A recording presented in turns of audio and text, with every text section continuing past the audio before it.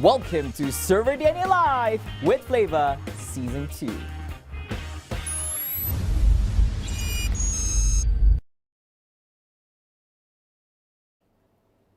I couldn't say. Hey, ladies and gentlemen, greetings and welcome back to serverDNA Live Season 2 with Flava, proudly brought to you by MSI together with myself. My name is Flava.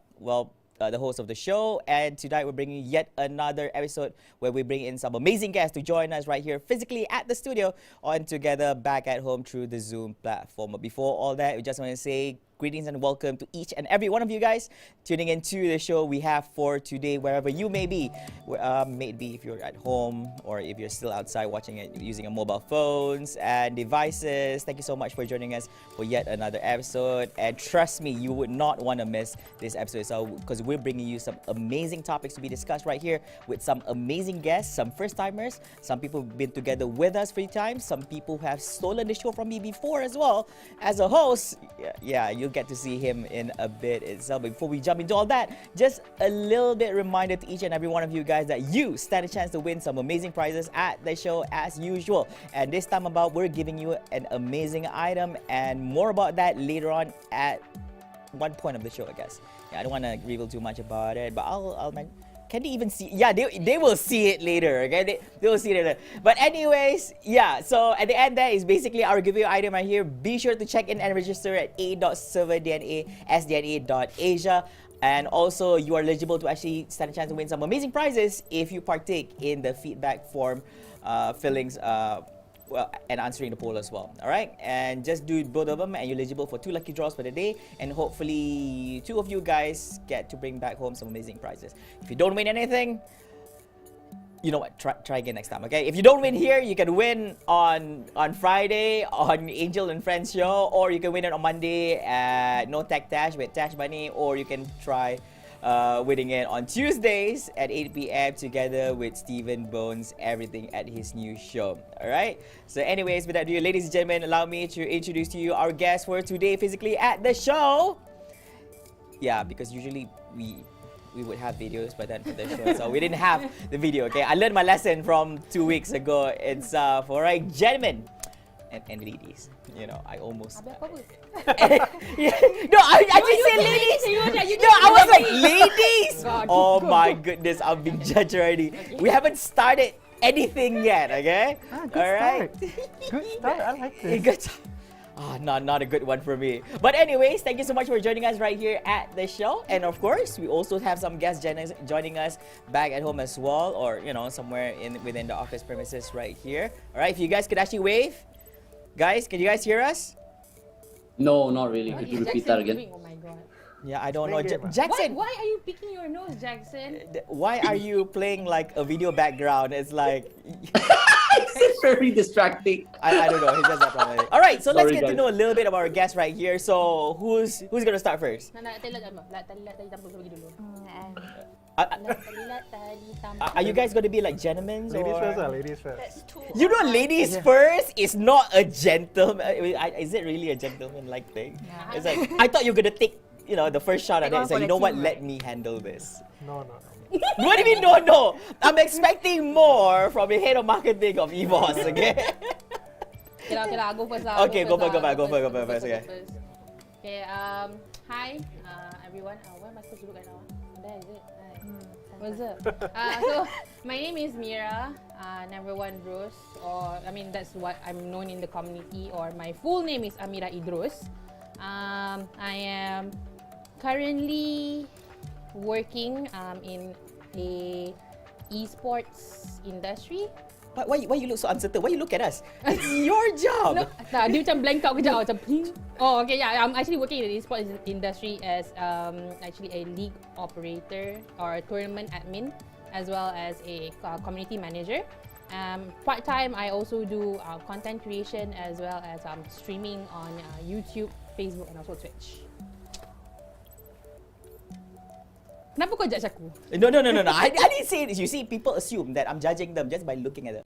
Right? No, Mira was like this. She was like, I work as... and then she was like looking to the right. I was like expecting to find answers somewhere here. I went blank, okay? I went blank. I don't know what to say. Macam like, esports organizer. Yes, that's what I do. I think. you know. Somewhat, yeah. Okay, so Mira never won. Just why never won? Is that something like it sounds like you're like never alone? There's always somebody there with you. Or something. Okay, Why so- never won? So basically, the story goes back then. Me and my boyfriend, currently now husband, we were trying to find some like cute names together. So I know it's cringing, right? But yeah, I mean we were like looking for like all those like names, you know, trying to find something like counterparts each other or something. Wait, and- this is names for in the game. in the game. Okay, in the game. okay. Yeah. Okay. Not tak adalah panggil macam never what, memang tak lah. I It know, mean, like, no. You didn't tell the viewers. In-game, Okay. in-game, guys, in-game, okay, in-game. So then one of our friend actually came out like, why not you just use this one quote from one of the champions in League of Legends that was Kindred, which literally said never one without the other, which is actually a wolf and a lamb. So that's where it came. So I took the name Never One, and my husband took Without the Other. So when we queue up together, it's like Never One Without the Other. Duduk sebelah-sebelah. That is so comel. Okay, I'll buy that. I'll buy that. That works. Thank you. Does your community know this? Yeah, they do actually. They know. Everybody Every time, "Oh, mak, kau knows terkejut." this. What are you talking about, Mira? Never won without the other. Yeah. So basically, if my husband goes in game, everyone like, "Oh, you're Mira's husband, aren't you?" Oh, that's way to mark a So territory. if somebody else with the name without the other comes in, I'm gonna smack that person. oh, okay. Whoever dares to steal the name, I'm gonna. It'll be great if the community join in together and put out that name together. Therefore, we will see Mira beating the shit out of everybody else in the community, you know? Let's see if Mira would actually pull that off itself. No, tak apalah. I baik. I kakak baik, tak apa. Tapi, tak. Okay, dah, cukup. Yeah, I like how you call yourself baik. You know, like nobody ever says, like nobody baik ever tells you, yeah, I'm baik. Anyway. All right, thank you so much, Mira. We'll get to know more about her in a bit. So anyway, so okay, who's next? Okay, since Mira Tu already yang kata started. apa, lati-lati amplom tak nak. Want to juice ke? Are you regretting going first or something? Like, No, what is I'm this? not. Okay. All right, Venus, would you like to go first? Next. Sure. So, hi. Thanks for having me for the second time. I was here 2-3 weeks ago, I guess. Yes. So, I'm Venus. I'm a full-time costume designer. I'm a full-time cat mama. Part-time animal rescue, mainly cats. Quarter-time streamer, I guess. I'm a casual streamer. I don't stream like them pros. So yeah. Because I already intro myself 3 weeks ago. You can watch the video from 3 weeks ago. They are not gonna like let us find the video from 3 Roll it, weeks roll it. ago to figure out what in the world does she do, okay? No, but Why at least you got to a good start, you know? You know what you're doing, alright? Kau ajar. You see, I didn't point out any fingers, okay? I know you're targeting me. Okay. Yeah, so you're doing a lot of stuff. You're a cat mama? Yeah, I have 5 cats. 5 cats? Yeah, not okay. as much as this guy. No, okay. I got 3. We have a lot in the foster home. Yeah. Oh, okay. We're gonna talk about that. All right. So, cat mama. What is it? Pet savior. I do some rescue. Pet rescue. Okay. Yeah. Okay. Pet rescue. Not restricted to cats only, right? I have because it's not like I'm not okay with dogs, but they're so energetic that I'm afraid of them. So you're scared I'm of saving a the bit- dogs. Usually when they're very sick, I'm okay with it. It's just that sometimes when they're the healthier part, when you go to a shelter home to help, they're very energetic. I tend to just do all the washing and less on the grooming part. Dogos do But have a lot of cats- energy. Oh, I roll Okay. with them. All right. So cats are lazy and dogs are energetic. Is that what we're trying to say here? No. No, cats groom themselves 24/7. How can you say they're lazy? Yeah, That is true. My cat does that 24/7. Every time. Okay. All right, Hardworking. interesting. Just So listen you to know that if there was a cat and a dog that needs help or assistance at that one point, you know which one she's gonna say first. Cat. Cat. Okay. Look how biased the people are right I here. didn't say that. Yep. Oh, okay. Bias. Yeah, biased much. You see, you know, it's not that this show is against dog lovers out there. You know, it so happens that the guests that we have for today are totally biased towards cats. So Yeah, even that guy over there, see big cat.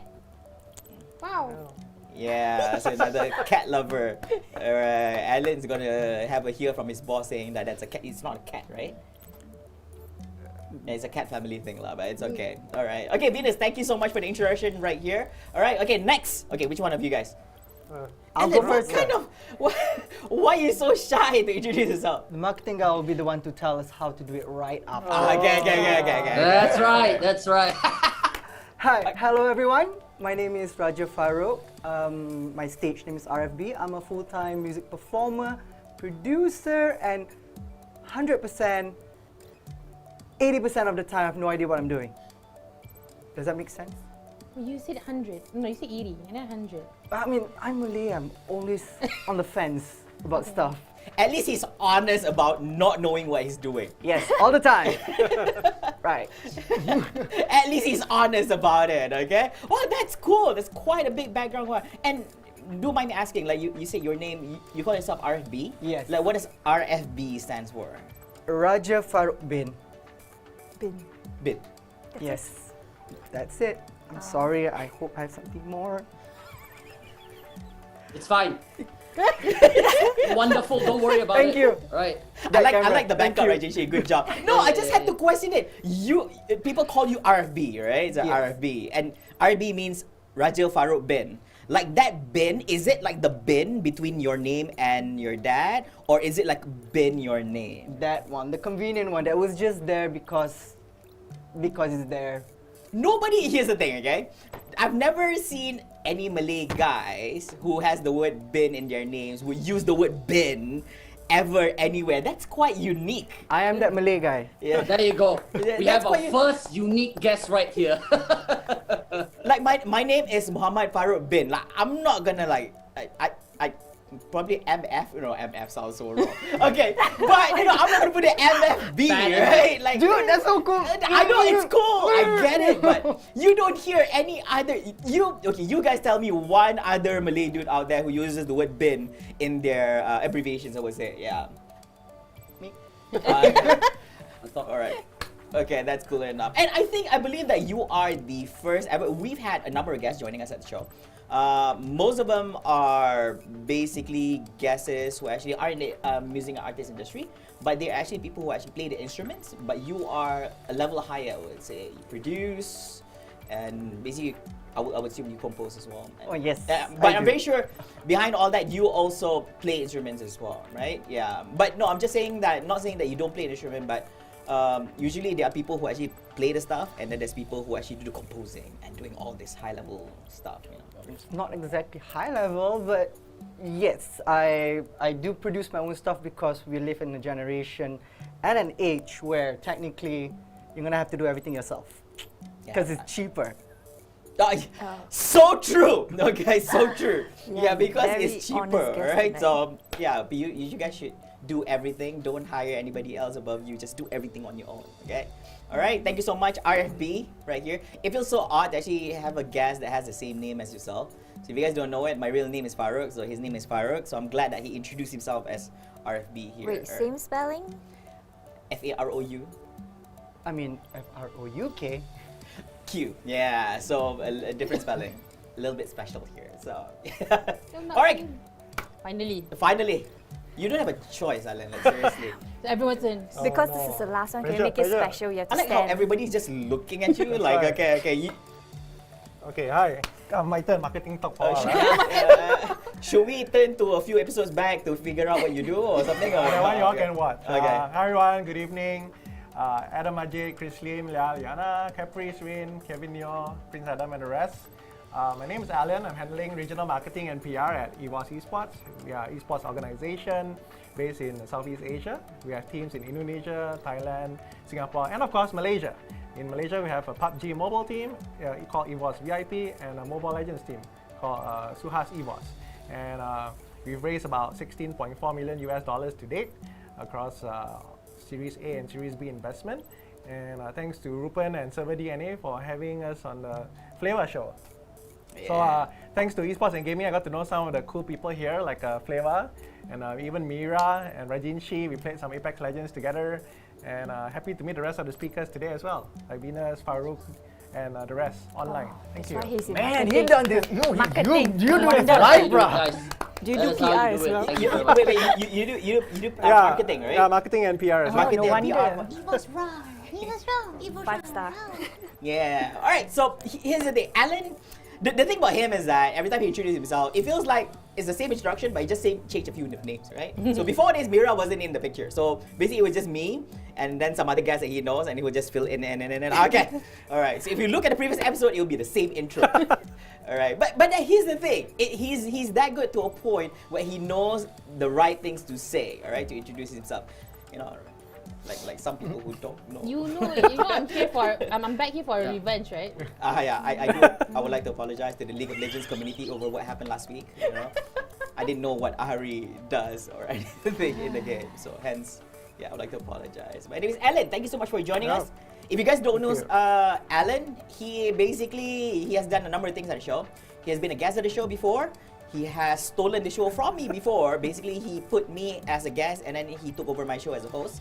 And now he's back here as a guest, a very important guest, I suppose, together with all amazing guests joining us right here. And of course, we don't want to miss out on our Zoom guests who's currently at their office/homes right here. So, Chee, would you mind taking over on this one? All right, sure. Well, thank you very much, everybody, for joining in. Everybody in the studio and also from their homes. My name is Jackson, Chee, currently today joining in the Zoom call instead of being on the, on physically over there. Because I didn't want to wear pants today, essentially. So like I decided, you know what? Why not just stay at home? Comfort, right? No pants, loosey-goosey, and enjoy the co-hosting. I'll be helping out a little bit with the co-hosting over here tonight. Okay, so like if you don't mind me interjecting here and there, to help with the flow a little bit lah, huh? Flava, okay? Onza, right? Don't angry me if I interject a little bit too much, okay? So, right, there you go, okay. Other than that, I think that's all. Thank you very much, all of you, for joining in. Why don't we go like this? I thought he was done. I was like, okay, so that's it. We're done. I'm done. They already know what kind of person I am from the last one lah. Okay, don't worry about it. We'll move on. Okay, let's go. All right, hi. My name is Stephen Bones, and I am just a nice person who likes playing nice video games. I stream on Twitch under the banner Stephen Bones Everything. I've made like parody songs, parody videos as well. Some people might know it from the stuff like the Nasi Lemak Lion King, the Nasi Lemak, that kind of thing. So yeah, I've done quite a bit of that for quite a while. Started streaming last year and have started building my little community, and I was also in one of the voices in a game called No Straight Roads by Metronomic Studios. I also do a show on serverDNA called Indiana Bones and the Curse of the HorrorBox. It's a show where we play nothing but Paw Patrol and My Little Pony for 4 hours every week. Such lies. So that's the guy. That's the guy on the other show. Gosh. All right, so thank you very much, Stephen Bones, I guess. Let's move on to our next guest. The furthest guy on the left. The other Chinese guy. Right, thanks. We're racial profiling very fast today. It's like, order ma, right? Again, this is wrong, sorry. My name is Stephen Phang. Very Singaporean. Alright, hi everyone, I'm Chee. I'm representing Comic Fiesta today. Those who may not know Comic Fiesta, we usually run the largest anime games and comic-based event in Malaysia. Usually we have it in KLCC at every end of the year. Sadly, we didn't have it last year during the pandemic. Primarily I help out as a event manager. Basically, that just means I do everything that my other team members are not able to do. Right? So we're a small team. We handle everything along with our great bunch of volunteers that really help out and manage a 60,000 crowd event every year nearly flawlessly. So you don't really see me much because I'm really usually behind the scenes a lot. So much so that I don't think Steven also realized that actually I was also the organizer of Level Up KL. Yeah, so we kind of work together, but you might not notice. Yeah, so that's usually handled behind the scenes. But be around everywhere, and thanks to serverDNA and Rupen for inviting me on the show, and hopefully I'll be a good guest, I guess. Yay!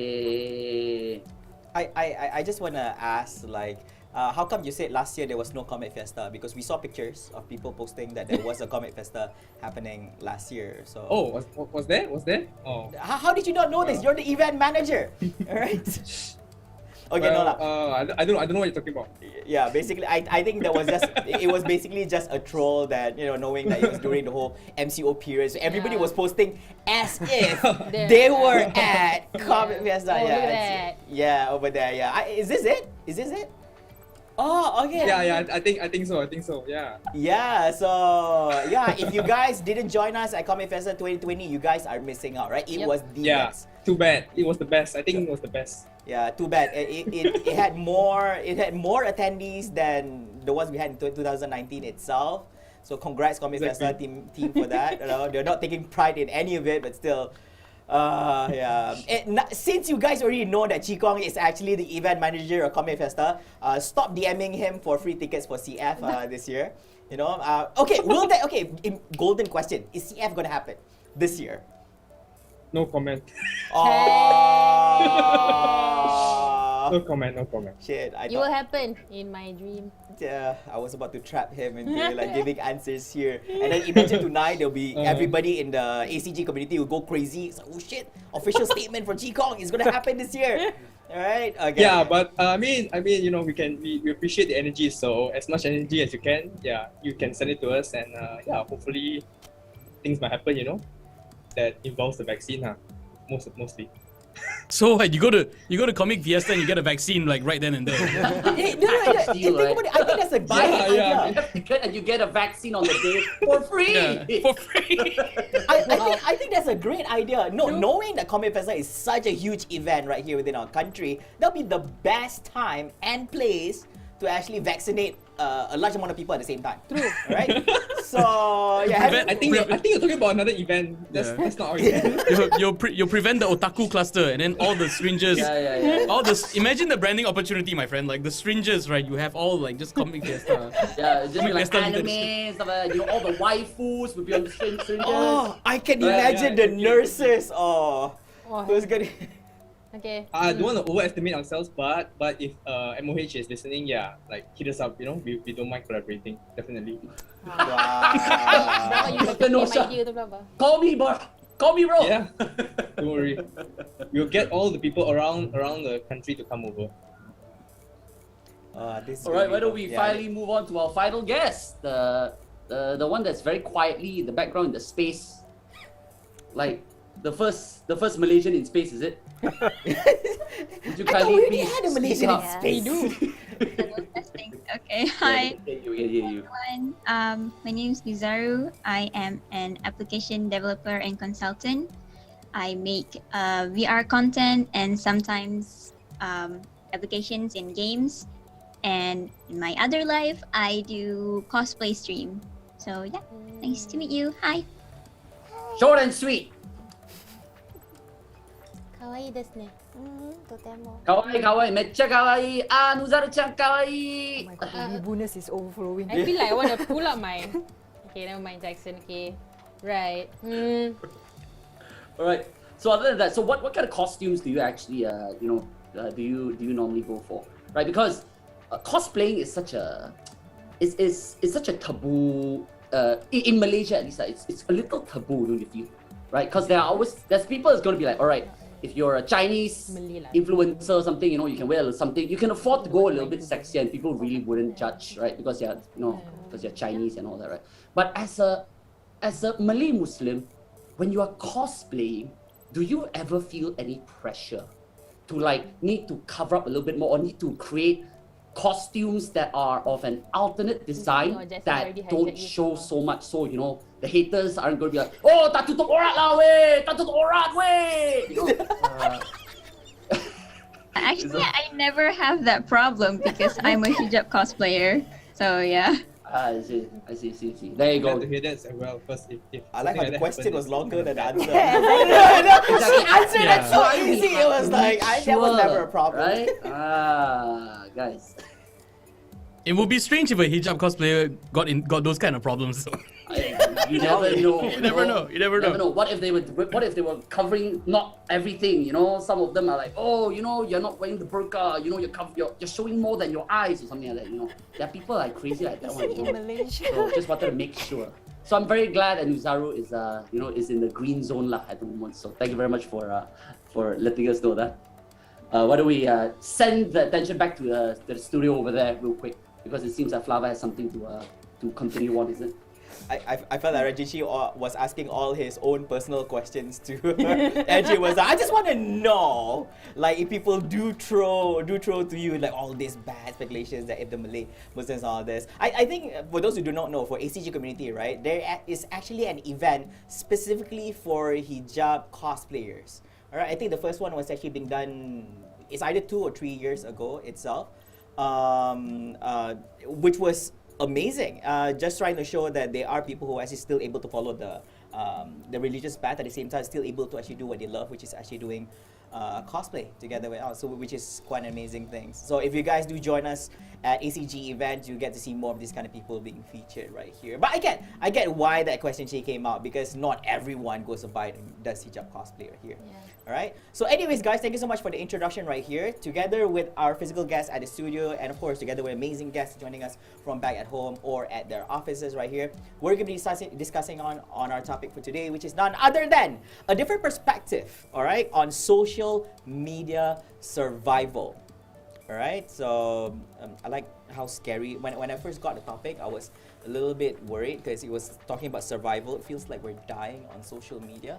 But knowing that we're living in the year 2021, where social media is kind of like, not saying the next big thing, it's like the thing which everybody is holding on to, because during PKP, MCO and all this, there was nothing else we could do other than sitting back home and browsing through the internet. And that's the only thing that you can actually get back to see what everybody else is doing, whether they're cooking, surviving, dying back at home, wherever they are, right here during Soul Cinema. And even though we're in the midst of recovering from all this pandemic, from coronavirus, social media is still the big thing that everybody is like grasping and holding on to right now. A tool that is being used for numerous amount of reasons, for survival reasons, for working purposes, for boosting ecological and survival in life and more. All right, that's why we're bringing in all these amazing guests from different perspectives and lives and businesses to discuss on this. All right, now this is a very open session. It's not restricted to a single individual and all this. All right, on a scale of 1 to 10, how important is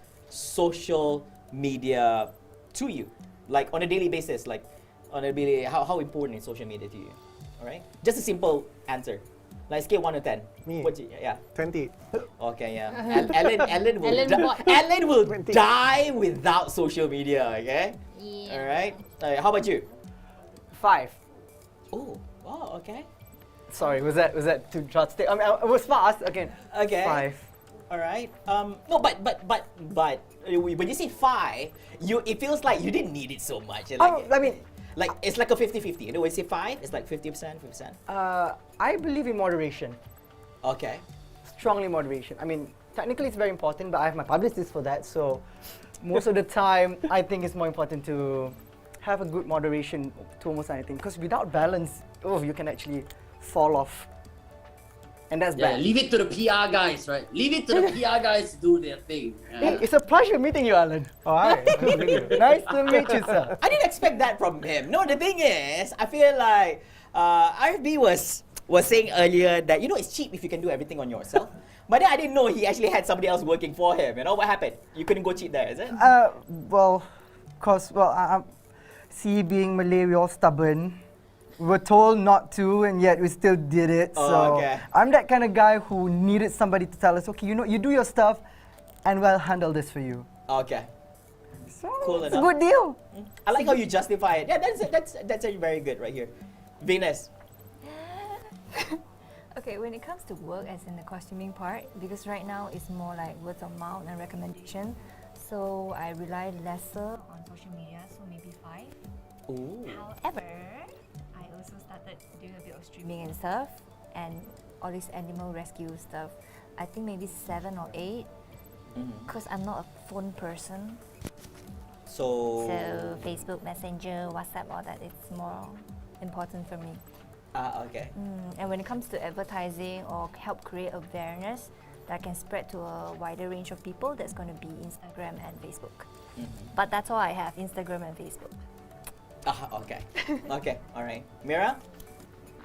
For me, I guess it's a 10 lah for me, because one thing when you're being in a community, you always need to like be updated on what's going on in the community. So me being constantly on the social media is like a thing. It's like a routine for me, like almost every day, to always check and see what's going on, or things to update and things like that. So yeah, it's tiring. Very tiring. Yeah. Are you at least being paid professionally for it? I mean, I am being paid. I am being paid professionally for it, lah. But I mean, at the end of the day, before I was being paid professionally, I did it out of like pure of my love, out of my own willingness, into it. So yeah. Can we pass that to your employer and just say that she's willing to do it for them and she doesn't need to get paid for it? You think? Okay, no. Okay. Yeah. I guess things have changed now. All right. So, anyways, how about our Zoom guests right here? All right. So basically, we've got 2 5s and 2 10s. I'm 20. Okay, you're 20. Okay. All right. Cool. We got 2 5s and 1 10. Rajinchi, how about you? I think How important is social media to you? Yeah, so I would say for work, it's mostly for work these days when it comes to social media, because that is how you reach out to people, to potential new audiences, or to potential new people to work with, essentially, right? And I feel that it's getting more and more important as the days, as the years pass by. Social media is becoming more and more of an important platform for people to not only just, again, as I said earlier, not only network, but also to spread your reach.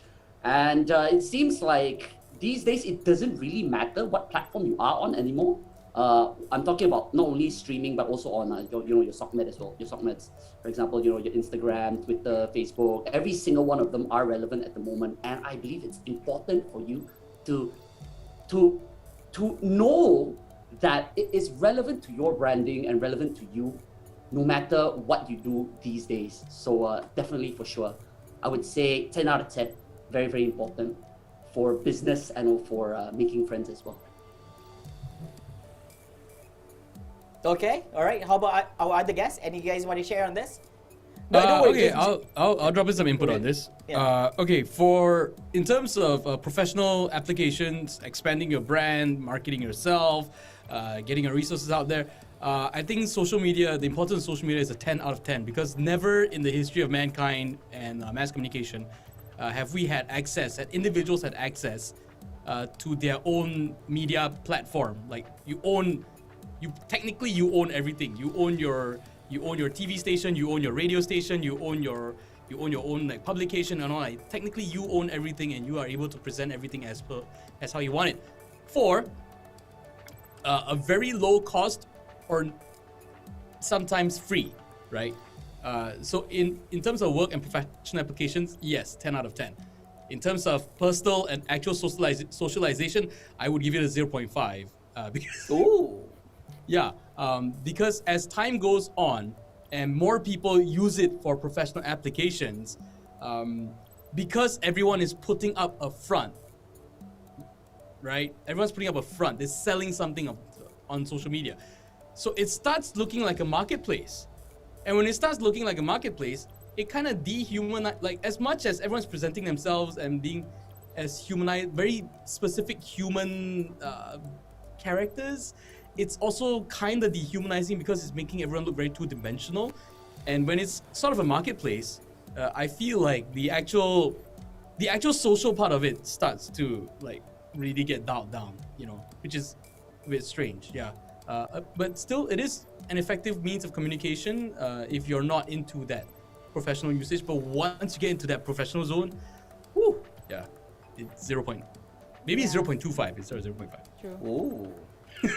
you kind of get tired of it, to be honest. I mean, just on that, just want to touch on that itself. Like, you know how different people use social medias for different purposes. Like, some people would just open up another social media platform, like another profile, just for the sake of business, so that it will not disrupt their social life. Like, one is just for family. Like, I would in this account, I would add like Allan, Mira, and everybody else.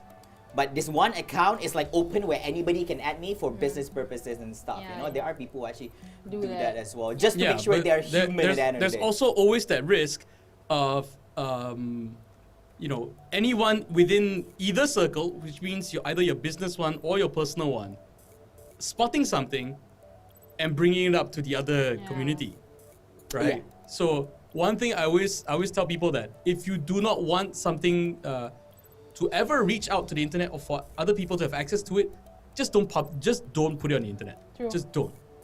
There's multiple ways you can. There's many places you can put it, like your personal storage and all this kind of stuff. But if you're putting it on social media platforms, I would say you are kind of exposing yourself. I mean, we've all seen like celebrities and influencers get their iCloud accounts hacked and all this kind of stuff. Like, this is already happening. And they're not posting this on Twitter or Snapchat or whatever. They are uploading this to what they thought was a secure place, and it still ends up in public. I would have to say I'll agree to a certain extent of that, because ultimately when you put yourself on the internet, regardless whether it's 1 second, 10 seconds, or a minute or an hour, right? It's out there forever. Regardless of how much damage control you try to put over, because as you said, there have been celebrities and whatnot that have had their Twitter accounts from like 20 years or maybe not 20 years ago, maybe like 10 years ago, and then they said something very silly when they were younger, and then that's brought up and they're like, oh, they're racist, and stuff like that. Fair enough. There are the dangers to what you've said when it comes to not separating your personals and your business. But ultimately, when you put yourself out there, there is no way for you to prevent anybody from sleuthing either one side out, because as you said, the world's a very small place. People are going to be like, hey, I used to know this guy. I don't like him. I don't really like him. I want to just bring something out, right? So I believe, Steven, what you're trying to say is, be more careful with what you say online, as it comes to bite you in the butt. Right? Yeah, exactly. Yeah. It's like the whole thing our mothers used to teach us: if you have nothing good to say, don't say anything at all. Yeah. So be nicer, people, guys. Be nice. Be nice. Don't be toxic. Don't be toxic. Yeah. We know you're creating those new Twitter accounts anonymously, and then go and throw other people. Okay, we know one. Just don't want to say only. Okay. Yeah. Anyway, sorry about that. Yeah. Let me play Overwatch without having to hear all kinds of nonsense. In the voice chat. I feel a lot of thank you very much. being shared. Shall we move on? To from personal experience, I feel you on this. All right. Okay. How about you guys? What would you guys think about this? Actually for me, I think another aspect of social media, I think that is really blurring the lines as well, is actually news. For me, I think most of the time I hear news from friends, or like reading, or even like on your phone, they have a mobile pop-ups, right, with Twitter and stuff, before even like actual news outlet, or hearing from actual news outlets. So I think for me, the biggest one is news as well, right? Like every day I'm checking MOH Twitter to see the numbers. That's the most important thing. That's the most important thing in my day. Yeah. So yeah. I basically, it's like this, is it? Ayo, today 1,000 numbers. Ayo, CS confirmed postponed already, is it? Yeah. And then you start looking up tweets from MOH 10 years ago so they can cancel them. Yeah. So I think news. That's also blurring the lines, like Facebook and everything is really sharing on news. So for me, that's like almost a 10 for me. Personally, I don't use it that much. Well, I say that, but most of the time I'm just lurking, right? So I don't make noise, but I know what you're doing. I don't make noise, but I know what you're doing. I know what you're doing. Scary. Like puppet master, right? Pulling the strings at the back. I know. I do love that when you mentioned Ministry of Health. I think a lot of people have put like star or bookmark that specific website or that link to MOH just to know the numbers. It's one of two things. Number one, they just want to know the numbers so that whether it's going up or down for business purposes. Because if it goes down, they're like, yes, there's a chance that my staff can travel from Sabah back to KL and start working again. All right, and basically it also leads up to whether or not all this whole MCO stuff will be lifted so that we can actually end up doing physical events, you know, not just online events anymore. Basically, all this have its own reasoning. And it also makes Ministry of Health as the biggest live streamer in the country. You know, have you ever seen how many views they get from one live? You know, compared to all the new streamers out there. Before this, nobody would care about Ministry of Health doing a live stream. But now, when Ministry of Health does a live stream, it's like 90,000 viewers. All right? Give me some of those viewers, I'm one of you contributing to it. When Prime Minister gives a speech nowadays, the live stream the speech is going to be roughly around 5 minutes. But he roughly got like a few million views already. Okay? That's how amazing like these things are right now, and the importance of having all the social media stuff right here. I can imagine, right? A lot of like advertising companies and marketing companies are just looking at, come on MOH, come on, give us a spot, man. Absolutely. Open up, give us a spot. What do you mean give us a spot? What better? That's all we want. What do you mean we need to put some ads on YouTube because this thing is going on right now. We have to fire this off. Facebook also, we need to fire off our ads. Yeah, man. So what's this? Facebook partner, YouTube partner, special mentions to sebelum saya memulakan ucapan saya, terima kasih kepada sponsor kita pada hari ini. If they stream on Twitch, they will broadcast it to the world. Waste the opportunity.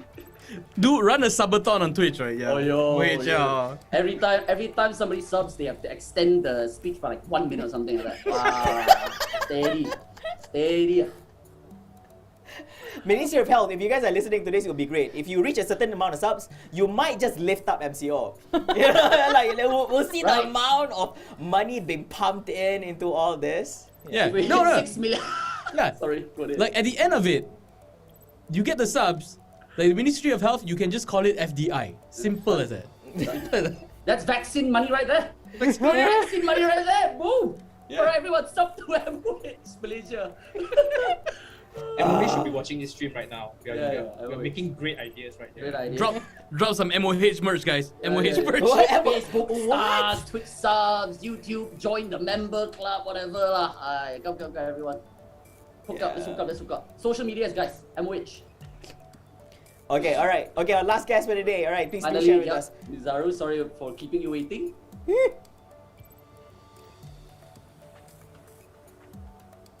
So yeah, Nuzaru, you're muted by the way, yeah? Alt A to unmute. There you go. I was like toggle mute. Sorry about that. Hi. So for social media, I use it for like friends and family a lot. But for business, not really that much. So I say a 7 maybe. You did use it a lot, but you gave it a 7. Wow. I use it for like personal stuff more, like most of the times, but not like for business. So yeah, but I do think it's important for business because it's literally everything nowadays. Everything is social media. Yeah. Fair enough. I mean, 7 out of 10 importance. Does that mean like obviously, are you more careful with posting personal stuff? I'm sorry if I don't mean to like dig into like personal things or whatnot lah, but like you're more shy to post for your family to see, or for your fans, or for your co-workers to see. Do you generally feel that that's like like separating them is more important, like what Steven has said as well? I actually do separate my personal and business accounts mostly. Yep. I see. So to segregate and to make sure that people understand Nuzaru is who, and who is the person behind Nuzaru. Is that what you're trying to achieve? Yeah. That's actually what I'm trying to do. Okay, there you go. I do have a question for Nuzaru though, because like with cosplayers, I hate to say this, but sometimes cosplayers tend to attract a more stalkery, creepy crowd. Unwanted, potentially unwanted. Yeah. So. Are you ever concerned about like that bleeding over, like those people bleeding over into your personal account? and that kind of stuff? Actually, that's like one of the reasons why I don't promote myself. I just do what I like. I just post what I want. And if people don't like me, that's fine. I prefer it that way. I prefer people hate me for like being myself.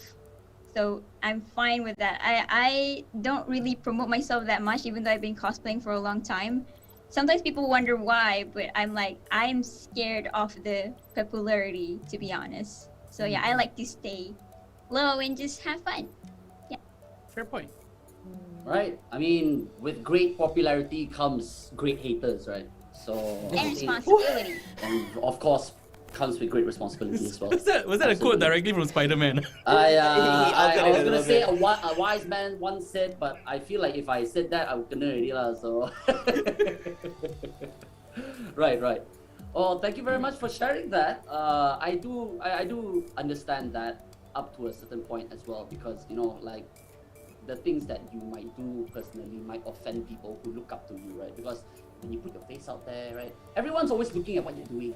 And like when you do something, when somebody's on their bad day, whatever, and then they're like, wow, this person kurang ajar weh. Why are they doing these kind of things? Right? And then you're like, oh no, I didn't mean that, it was part of the joke, it's for my other account or something like that. And it can get mixed up lah. Very, very dangerous zone these days, social media. Right? What do you guys think over at the studios? Lava, is it me or he loses his coolness and his toned downness already?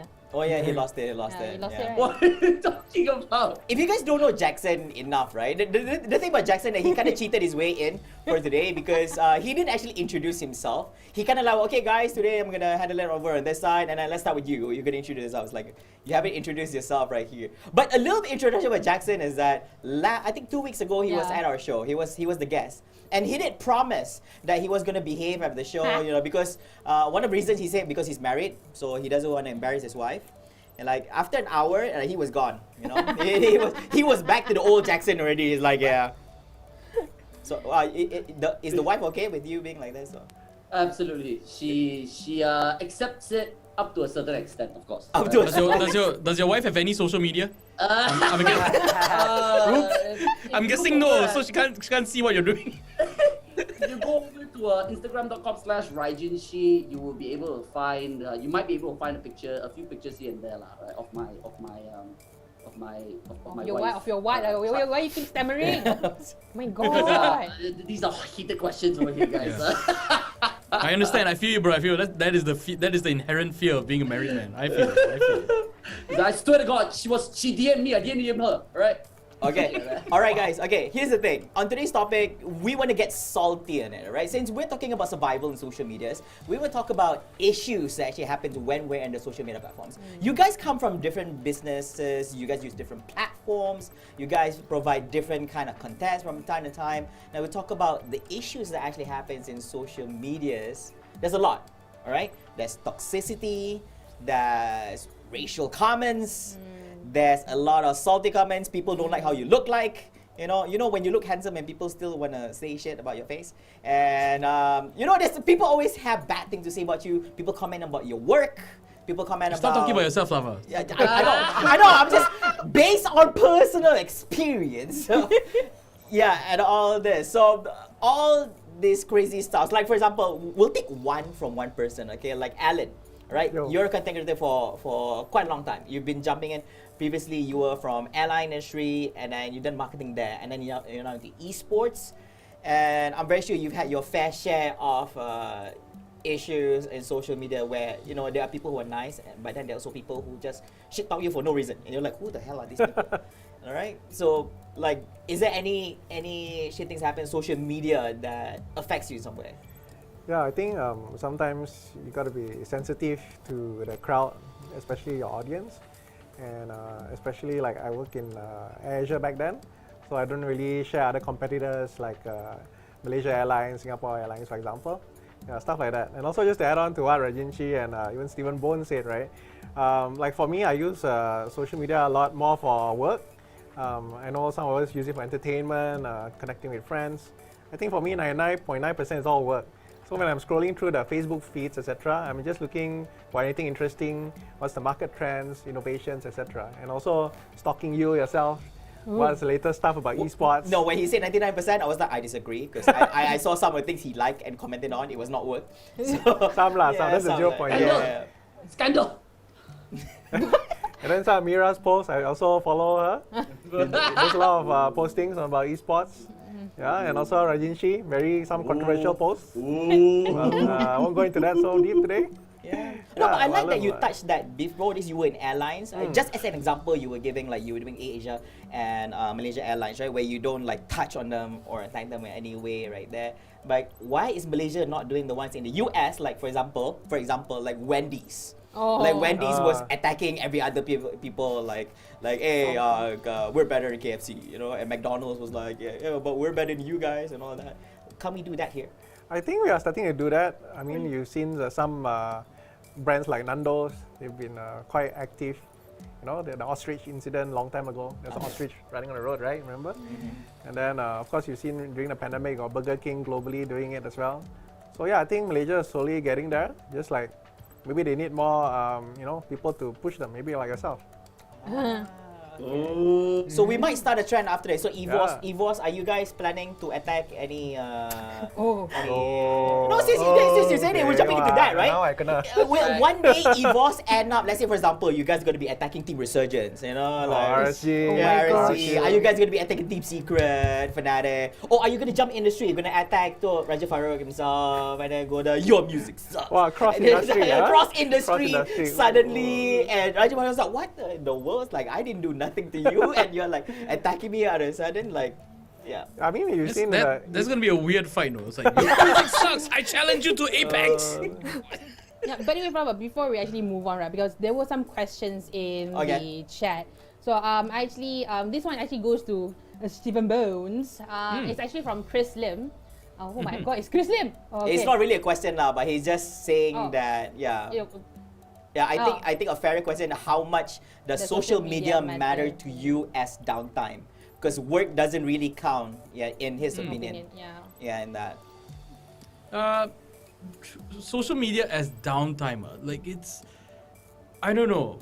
0.25. Sometimes, like nowadays, I don't spend much time on Facebook, unfortunately, because every time I pop in, I'm like, it's just a wall of people complaining, and I'm like, I get it. Sometimes we have things we want to get off our chest, but it starts looking like this very ugly wall that I'm like, guys, I just want to come in, sit down, have a drink, we'll look at something and have a laugh, see how your day's going, you know, like Flava, like, are you gonna do Flavarina again, that kind of thing, like just nice little fun things.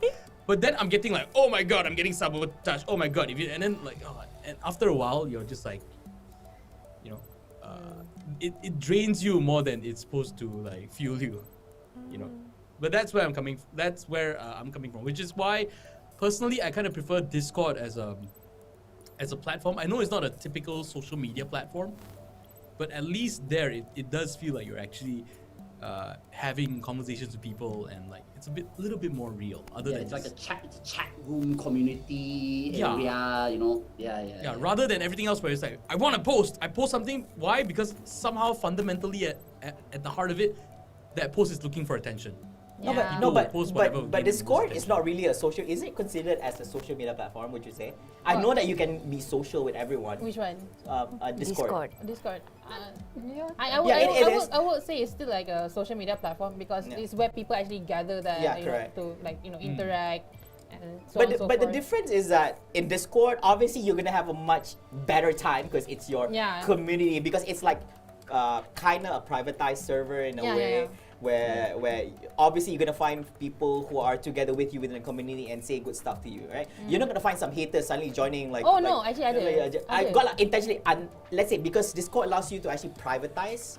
Like only specific people can actually join the community or not, right? So like the thing compared to other social platforms like Facebook, Twitter, and all this, it's really public most of the time, unless you click like private posts. Only like 2-3 people in the whole world can actually see and all that.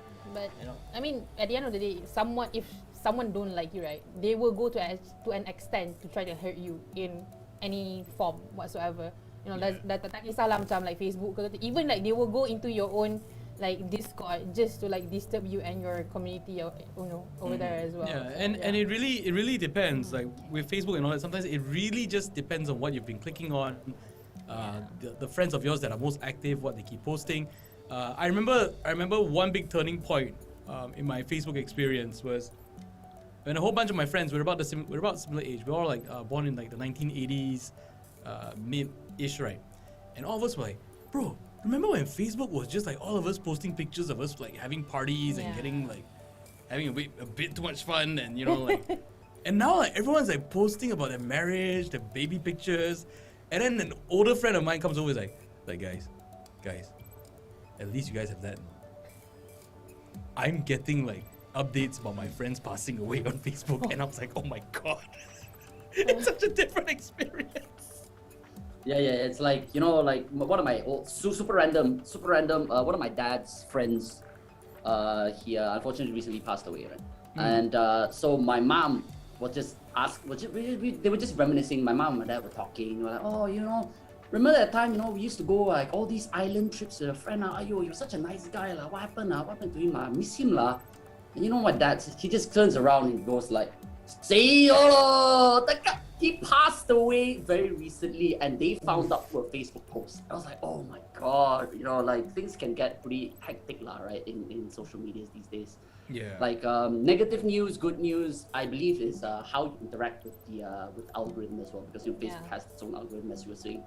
And the more you look at the stuff that specifically target you negatively or whatever, the more you click into that, the more Facebook will show that, vice versa as well with the positive stuff. So yeah, I do understand what you feel like when you say downtime in using social media as a downtime activity is not really that great, because it can stress you out sometimes when you're halfway asking questions or you're done with whatever questions and then they still are asking you, because there are people all over the world, right, that always have something to talk to you about. And you just want to just shut down and I just want to chill out. Yeah. That's why you join my Discord server lah, or something like that lah, right? Yeah, I mean there is, like, I'm not saying, like, I'm not trying to paint a picture of like social media as nothing but negative, but I mean there's a lot of positive as well. Sometimes when you put stuff that that gets a positive response, people react positively, like that feels nice as well. But I am sure a lot of content creators will understand this this issue of you post something, it does well, like it gets like 100 comments or 1,000 comments. 99.99% of those will be very nice comments, positive. But wow, that one negative one, that thing will live in your brain rent free for a while. Like, and I'm sure it's not. What I found is that it's quite a common problem among creators. So it's kind of something you kind of have to learn to block off, because sometimes there are just people doing that, and you have to just remember that, look, like I had like 900 over good comments. Why am I letting this like one negative one affect me? And it's strange because from a human psyche perspective, this is something very, very strange, and it only comes with social media, I feel. Yeah. So obviously we have, like Steven and I, and I'm pretty sure Flava, Mira, I've seen all of Allan also, I've seen your interactions sometimes can cause like negative feedback to come back at you. What about the rest of you? What about Chee, Nuzaru? Sorry. Oh my God. Oh no, I forgot. Jackson is being R.F.B. No, not R.F.B. No, not R.F.B. The I was gonna say the Venus? cosplayer. Sorry. Venus. Sorry. I'm so sorry. As long as he didn't say Saturn, I'm good. You didn't watch the last video, that's why you like a forgot. different pattern. I didn't do any research at all. I'm sorry. I apologize for that. But how about the rest of the guests though? Like, do you or have you had certain experiences that have had like a negative feedback, that kickback at you because like you replied something that you believed in personally, that you wanted people to understand, but instead it just came back and she was lashing back?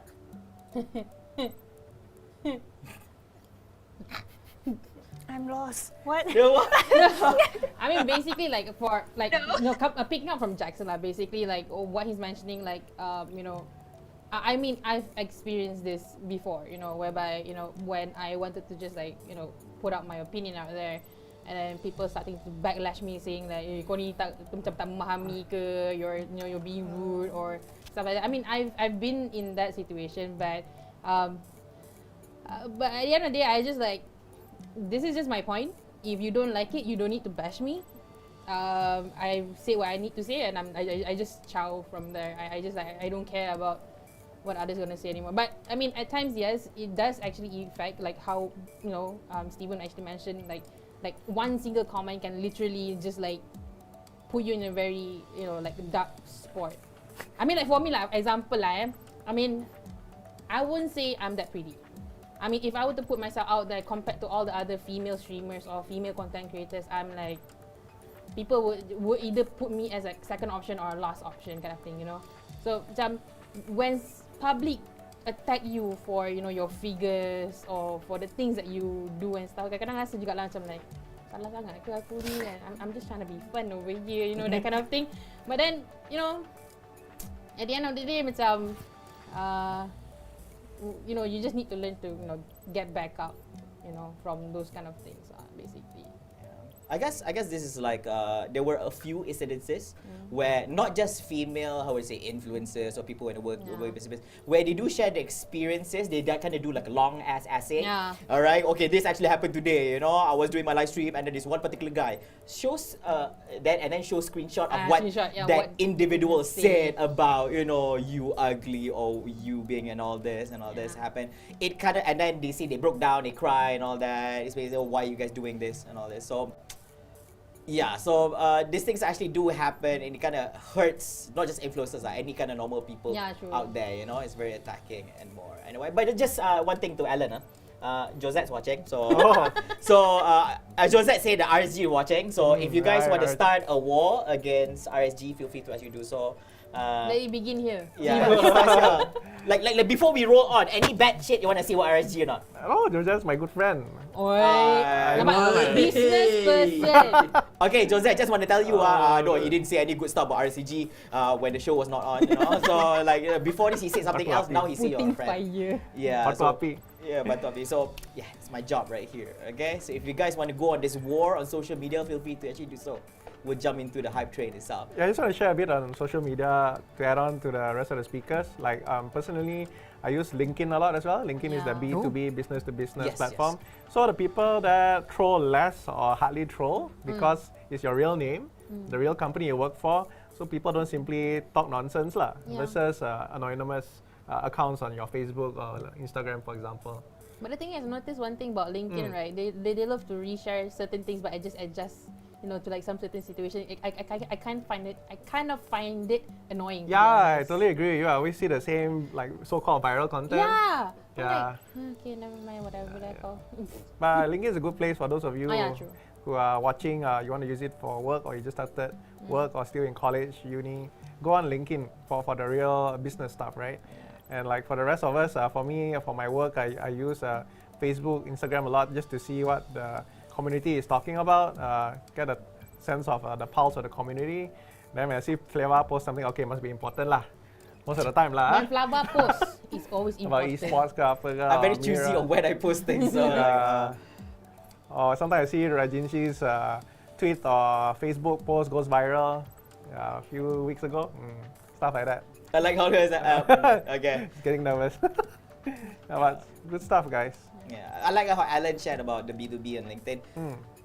Just don't treat LinkedIn as a place for you to like Tinder, business life partners, okay? Because there was an incident before, right? Yeah, people complaining like this is freaking LinkedIn and you are trying to Tinderize the whole LinkedIn. And, there were people who actually like trying to use LinkedIn as a Tinder. There was. It was a big topic. Yeah, the private message, hi darling, hi dear. Like, what?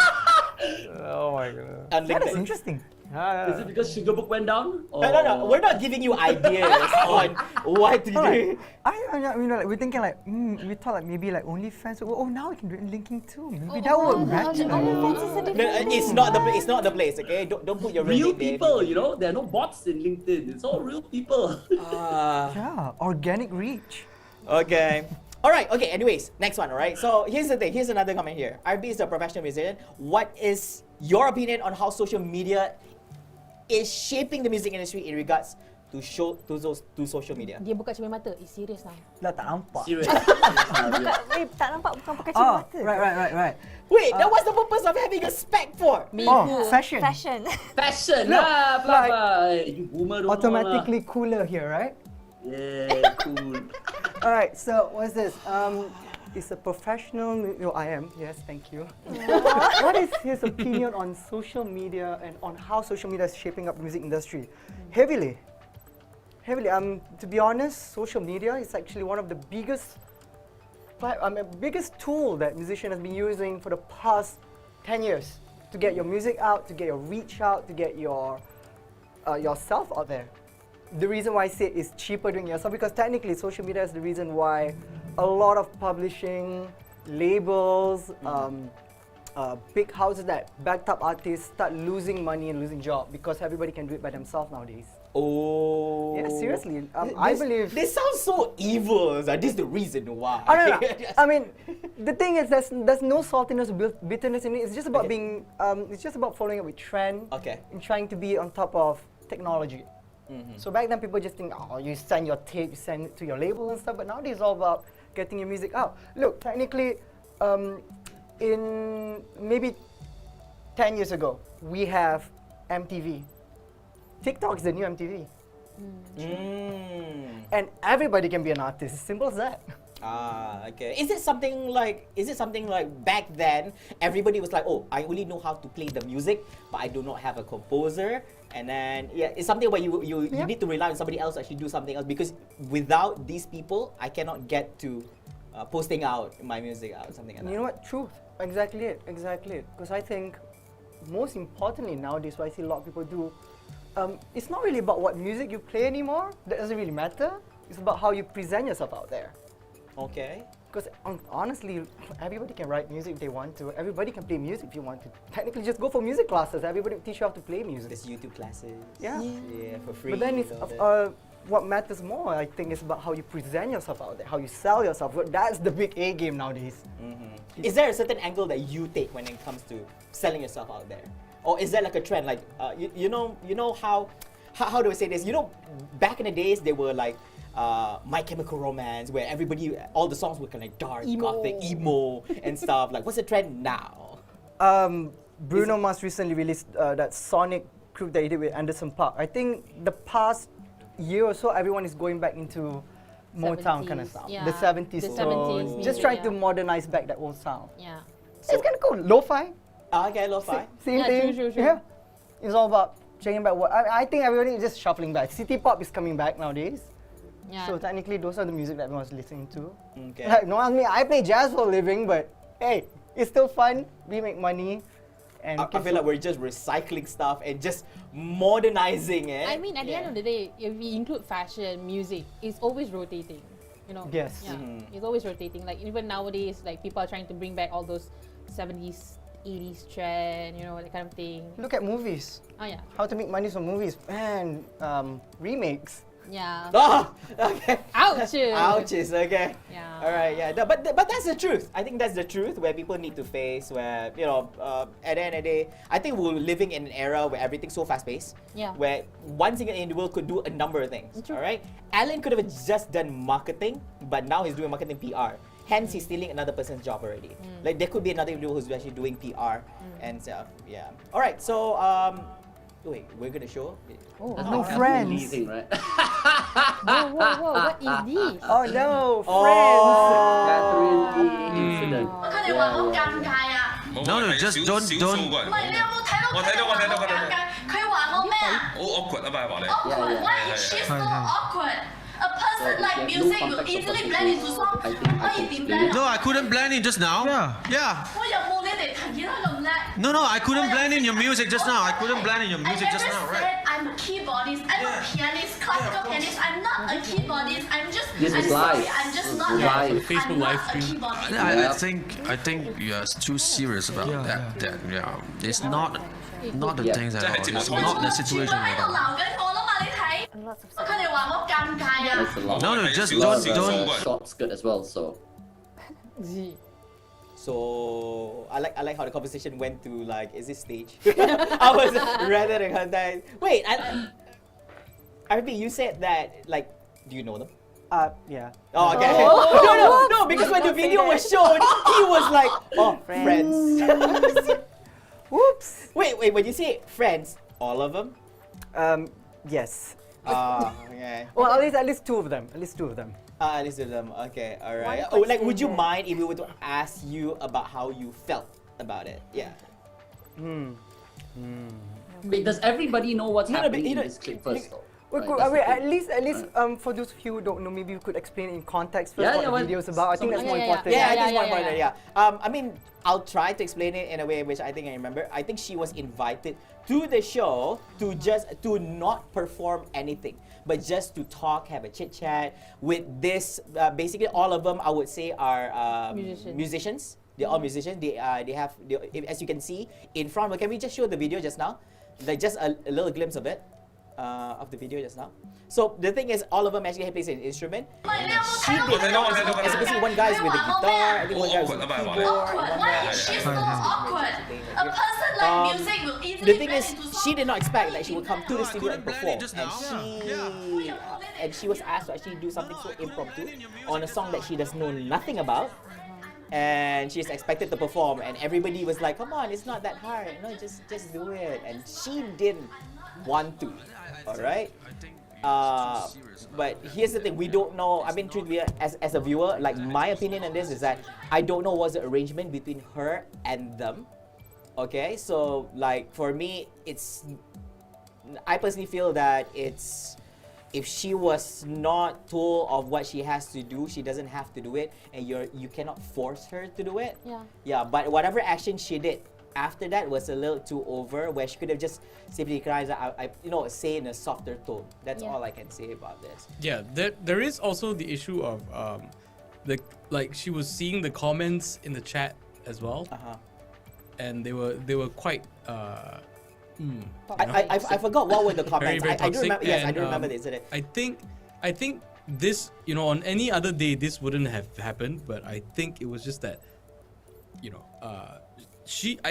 I would imagine like she's been dealing with this kind of stuff for quite a while, and like Mira mentioned, sometimes like you see it and you learn to push it away, you learn to push it away. Every now and then one sits in your head, and then after that, and it builds up, and then you get on a show like that, where suddenly you're like, okay, I'm here last minute. I don't know what I'm doing, but I'm just supposed to hang out. What I have to play music with you guys now. I don't know this song. Why are you asking me to play? And now I'm getting like comments about this, like commenting on like me not being able to play, and like on my looks and my career and all this kind of stuff. Like it's a lot. It's a lot to put on a person. And again, like I said, I think any other day this would not have happened. But it just so happened that was the day where the straw just broke the camel's back, and she just had to. I feel it might be that. It could be staged, but that was a lot of problem. I like how you addressed that. People speculating stuff and all, because people were assuming that if it was alive, she couldn't perform it because she didn't practice and shit. Like some of the comment was saying that if you're a musician, you could just like go with it and jiggy and then you can just do it. It was like not everybody's that impromptu. Yeah, so the importance of social media comes into play when it comes to this level of influencer, right? So I don't personally know Catherine Lee, but from my experience, she is somebody who is very controversial in the sense where she was body shaming like people, and she wasn't body shaming like only just fat people. She was body shaming people who were above a certain size, essentially, right? And that was the reason why she started getting a lot of haters, because she's very in a lot of people's eyes, she seemed very slanderous in that sense, where she would just say things to get attention, and then that's why she has a lot of haters now. So essentially, to summarize what happened in that little clip earlier, she was invited onto a show where guests would do a little impromptu together. It's well known to have guests do little impromptu, instrumental impromptus together, just have a little fun to get to know each other a little bit better. And as Flava said, she wasn't too happy that initially there was another story of her apparently buying her certificate or something like that, right? right? So like, you know, he had a piano certificate, and then she displayed it very, very proudly. And then when somebody called her out saying, oh, you bought that's like not official at all. And then like, you know, that's when more haters started attacking her. And when she was invited onto this show, people were like, oh, why don't we make Catherine play? Because she knows how to play, right? She has the proper, she has all the certifications, you know, she should be good, right? As somebody who is so talented. And then obviously people were pushing. And then, you know, the guests, the host also obviously had to, oblige, because that's their normal routine, I believe. And she stormed off, accusing not only the host, but also the viewers that, they were trying to expose her for whatever reason that was. And, you know, that's the basically the summarized story. And what I was talking about social media is that it is important how you present yourself in that sense, right? Because you have the duality of things. You have your personal and you have your business. And when you combine them like how Catherine Lee has, people not only get to see the glamorous side of you, they also get to see the ugly side of you as well. So, I believe it is important for each and every one of us to also understand that, this is, that social media, as much as it is a very volatile, a very, very useful and global way for you to reach out, other eyes are also on you. So, you have to be, I wouldn't say careful, but you need to present yourself in a manner where people can actually respect you in no matter what you do, so that it doesn't feel fake, like some of you have said earlier. Some people go do charity on purpose, go give money on stream or whatever, and then, so that people give them views and stuff like that. There's a lot of these things come into play, and it's very, very dangerous for you to assume that social media isn't part of your life anymore the moment you put yourself out there. Sorry for the long little rant over there, though. Back to the studio. Yeah, I understand. Okay, here's the thing. Before we end off on this topic itself, I just want to ask, like R.F.B, what's your opinion? I'm very sure you have something to say. Probably knowing that you do know them, probably you have your own information and you have your own opinion on this, on the professional side, yeah. Well, I know both of them separately. Catherine works, we didn't work together, but she is my band, Group Fest, and we occasionally go to her to do performance and everything, but to be honest, I only watched a minute of the video and I just stopped watching, because to me, they got themselves to that problem, so they sorted it out themselves. It's as simple as that, the reason why I was on the social media is 5%, 5 out of 10 for me. It's not because it's not great or anything. I use it myself. Honestly, there were times when we were thinking about we don't want to use Facebook anymore. I just want to quit. I'm seeing very sad stuff daily or bad stuff. But my reason for being there is actually to contribute to the good parts on social media, sharing fun music, happy stuff. So technically that's my reason for being there. So when you see contents like that, you can question, people can comment, you can debate, everyone can have their own opinion, whether it's true or not. By this time today when we talk about that, Catherine's probably someone else getting all this attention, going like, cool, now everyone knows me. Yeah, because I didn't know who she was then. And then after this, everybody wanted to Google who in the world she is. And that way, social media works. Yeah, there's no such thing as bad marketing. It's marketing at the end of the day. So yeah, even Samantha Katie Jones or Katie James, the Miss Malaysia, Miss Malaysia, that whole one. That one, as much flack as she got, at the end of it, at the very, very end of it, her social media numbers went up. So it's this weird thing of you do something that people say, it seems like people are punishing you, but somehow at the end of it, there's a little strange little reward because your numbers go up. That answered up the whole topic tonight, though. Yes. Surviving social media. If she's still up there, she survived with flying colors. I guess she was doing it. All right. So, anyways, I think that was I really liked that video. How you showed. I wasn't expecting that, but there was just a sample of what is how social media can really affect your, not just your life, your business, your appearance, how people think of you, and much more. Right? Well, holy shit. Okay, that was great. Yeah, I'm surprised you only watched 1 minute of it. So I'm just saying. I thought you would be more interested in it because it's in your industry, if you're saying. Okay, also because I didn't understand the language, so sorry. Okay. But anyways, all right. Now, coming into the next one, just want to ask right here for Venus, right? So, you have got to be like the most cool-looking guest we have on the show ever. I'm her fan. I'm Just fan. a question before I get to the real question, right? Okay. Are you wearing that just for props, just like how Yeah, R.F.B is? because I know he's coming. I have to match his coolness, right? I'm like, So basically, It's okay, yeah, but yeah. So Venus, you started off as a cosplayer, and what kind of like made you evolve into a professional costume designer somehow? You know, like gelak what? already. No, because I feel like there's a great misconception when it comes to here. Okay. You want to tell me what story? What do you think happened? What do you think happened? What do you mean? What do I think happened?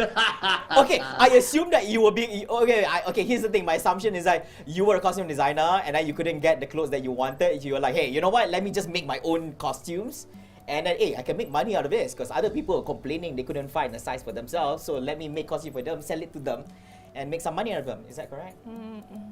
Somewhere along the line. Okay, then don't listen to my explanation. Why don't you tell us that? Because when I first approached on the title, I was thinking, macam tak ada kena-mengena with what I'm doing. Yeah. Okay, before I am even a cosplayer, I'm actually a doujin, which is artist. So I have always been interested in art, and I grew up with my cousin sister who is a tailor for a bridal parlor. So I've always been interested in those bridal gown and stuff. So it's actually costuming before cosplay. And cosplay is like a platform for me to wear all this without people judging me, like, why are you wearing things like that? Okay, so it's actually costume before cosplay. So in 2012, I went to Singapore to work a year, I can't tahan. And then I come back and decided that, no, I'm not going to do science anymore, I want to go into art. So I work on my passion.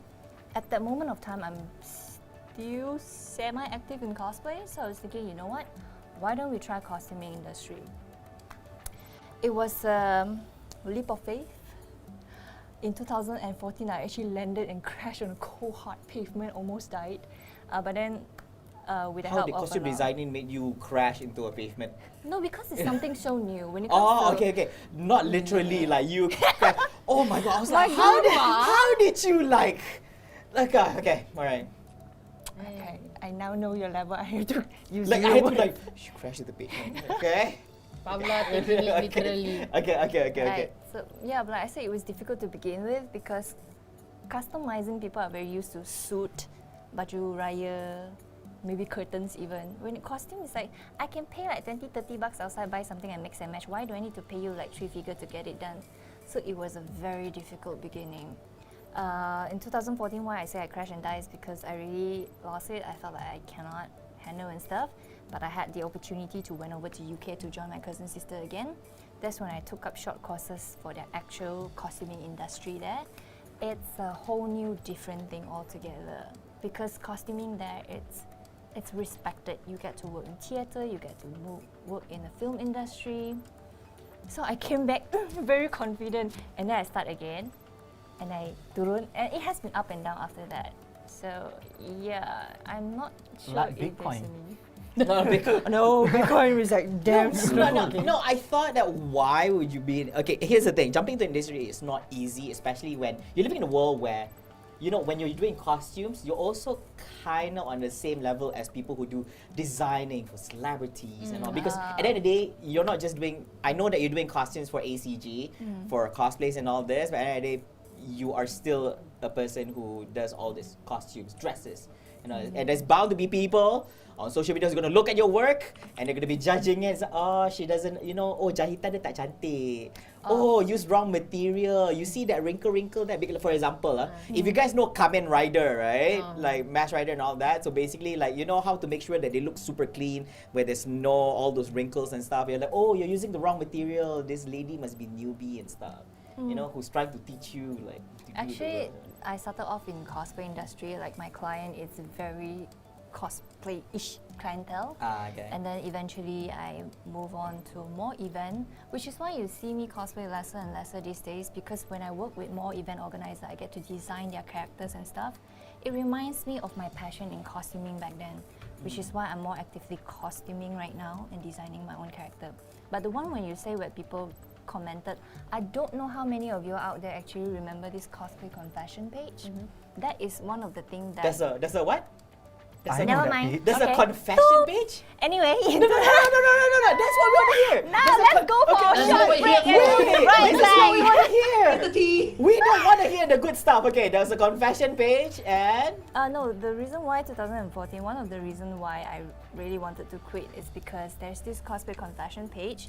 And then I don't mind people complaining about my cosplay. They can say, oh, you're too skinny, you don't have that to cosplay that, yeah, that. I have no problem, that's your opinion. But when you start spreading lies, which will affect my business, that's when I fight back. I've not always been like this. People who don't know me, back then I'm really quiet, I'm not outspoken. I pretty much bottle up. Like, you can really bully me and shit, but after that whole accident, like, you really ganggu my nasi, periuk nasi and all, that's when I stand up and say, look, bitch, chill out. Wait, What rating is this show? What rating is this show? Oh! Okay. No. I think it's... How do you say this? Nobody's gonna scold you for that. You should defend yourself when you... Yeah. You know, I think, you know, sometimes when people... we call it shit talking, right? Shit talking you to a point where, you know what, you can't just bottle up forever and say, you know what, let them talk, it's okay. I have like my certain things that you don't touch. So anything else you can just say whatever you want, because I can like block you, unfriend you on Facebook and shit. But there are a lot of things that if it affects my career, because I take my career very, very seriously. So like I said, I'm not the best out there. I still make error. I have lots of room for improvement. But this is why I always approach my client. If you're unsatisfied with everything, we sort it out. Always come back to me. Like if you receive your good, you're not happy, refer to me, come back to me first, rather than spread it on internet and then I don't know how to control damage. So always come back to me. If I can fix it, we do it right. However, the kind of confession on that page, it was not something that I can control, because it's not even things that I've done, like, oh, she made my button all fall off and things like that, which I was thinking, I don't have, dah lah, I tak banyak client. Who did I sew a lot of button, which I felt like it was more she like made all her button fall off? What? I don't know, you know, things like that. That sounds so wrong! So, what? It's like I purposely tamper with the sewing or something so that her button fall off. Was it Janet Jackson? I don't know. No, just... Yeah, so when I start to realize that it's more like things that people purposely say on purpose just to harm you in certain way, that's when I draw the line. Like no, this is not right. So if you want to talk about my cosplay, or you think my costume or myself not nice, my photo shoot is that one is okay. You can do whatever you want. I can turn a blind eye into it. Just not until to the point that you affect someone in their life more than Jangan that. ganggu aku. My nasi. Jangan. Mari, sabar. I'm expressing her anger. Oh, Anger translator. Anger translator. nice. I see. So I You must should say have that. that. Everybody should have that one in order to become your anger translator. Alan, would you like anger translator? Oh yeah, it's you. No, cannot. There'll be a lot of bleeped out words, you know, if somebody becomes all this. So yeah, thank you for that sharing session. By the way, I know it's hard to actually tell off that kind of story. Like, you know, people say mean things on social media. Yeah. Sometimes you just want to stab them. Yep. With a spoon. Anyway, so yeah.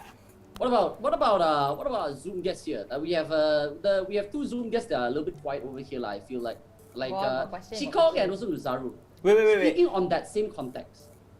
Yeah, you go first. What was it? Wait. Okay, for Chee it's like this lah. Basically, one of our viewers is asking lah. Very important question lah. There you If MCO is still happening, you know, very unfortunate. We don't, you know, apparently our government is not lining up the antidotes fast enough for everyone. How is CF gonna survive without an offline event? And are you still gonna use social media to keep the excitement up and what's coming out soon? Or you have to ask all the community people to keep posting that they are at CF 2021, even though it's not there, you know? Everybody's like, hey, I'm at KLCC right now. You know, I don't know. So what's your plan here? That's a very good question and a really, really tough one. I think the topic today is really relevant to us. Yeah, so I think nothing, like we've been in this COVID situation for about a year, right? More than a year already. And I think at the start of MCO and everything, there was a lot of experimentation, right? Like online events and stuff like that. But I think in the end, and very quickly, people realized that you can't replace offline events. Like you know, it was very obvious now. Like the feeling and the engagement was not there. So I think that's what we learned as well. So yeah, it's a very tough question. I think we CF has we do some other stuff as well. So but right now, yeah, it's really tough for us, and social media is definitely the main part that we are leveraging on. So just to keep things going, keep things interested, because I think any business or any entity, I think, like, if you don't make noise for a year, I think it's quite a big deal, right? Like, yeah. So I think we are kind of lucky, I guess, because we have a lot of really large amount of fans, not just here and internationally, that just really waiting for good news, and we also really hope we can share good news. But I think right now, yeah, it's really tough lah. Yeah. So I just want to say that yeah, this question is very important to you, just because the event that you do is not a small scale event where people would just like, hey, you know what, if we do an event CF, like 100 people come, don't worry, like, it's a very small scale. But the issue is your event is huge. You're looking at a 5-figure number of attendees, and accumulated over the 2-day event itself could amount to 6-figure. So knowing that we're still in the midst of pandemic and all this, people would assume that there's a very, very high chance that CF might not happen physically. Like in the worst case scenario. Best case scenario is going to happen, everything goes well. But let's assume if it does not happen, will CF be able to actually roll out, like, for example, an event of this scale where only, for example, the performers are still able to present and perform, where there'll be online attendees and more? Will we be able to actually experience at least that, possibly from CF? I think what you mentioned are the main core pillars of our events, and the honest answer right now is really tough. I think we have seen I think last week or last 2 weeks, like MCO sort of, we're in like CMCO now, right? Especially in Selangor, and a lot of bazaars are already popping up, and those are already, I think, pushing the limits in the sense of like what is safe and what is social distancing and stuff. I think this pandemic is really the main enemy for us, right? Because what we want is people to stay in one spot, right? Whereas the government doesn't want people to stay in one spot. So it's a direct contradiction of what you need to do. So yeah, I think your guess is as good as ours. That's why we check MOH every day. We hope the vaccine releases soon enough. And I like your earlier point when you mentioned that our event is big. I think when you need to understand, so when we are that big, we also can't really do something that's too small, right? Because when you're this size, and like for example, for example, big companies, it's not that they don't want to do small events, but the cost and everything doesn't make sense in that sense, right? Like when you're this big, you have certain expectations to meet. You have a certain style and certain branding to have. You have really a fixed in cost that it's higher than anything else. That's primarily why online event doesn't work. Because like the audience is just not there to recuperate and everything. There's no monetization as well. So but yeah, all I can say is your guess is as good as mine. We really hope that we can do something this year. I think internally, as much as I can say that things are probably still going according to our projections. Not to say that they are good projections, but yeah. I think that's as much as I can say. I because anything else is more about also predicting the future, and I really can't make promises as well. So yeah. It's tough, like, it's tough. When this topic was brought upon me from Rupen, it's something that's very personal as well. It's affecting everyone and affecting us especially more. I'm glad some people are thriving in the pandemic, but unfortunately for us, we are not part of that group. So yeah.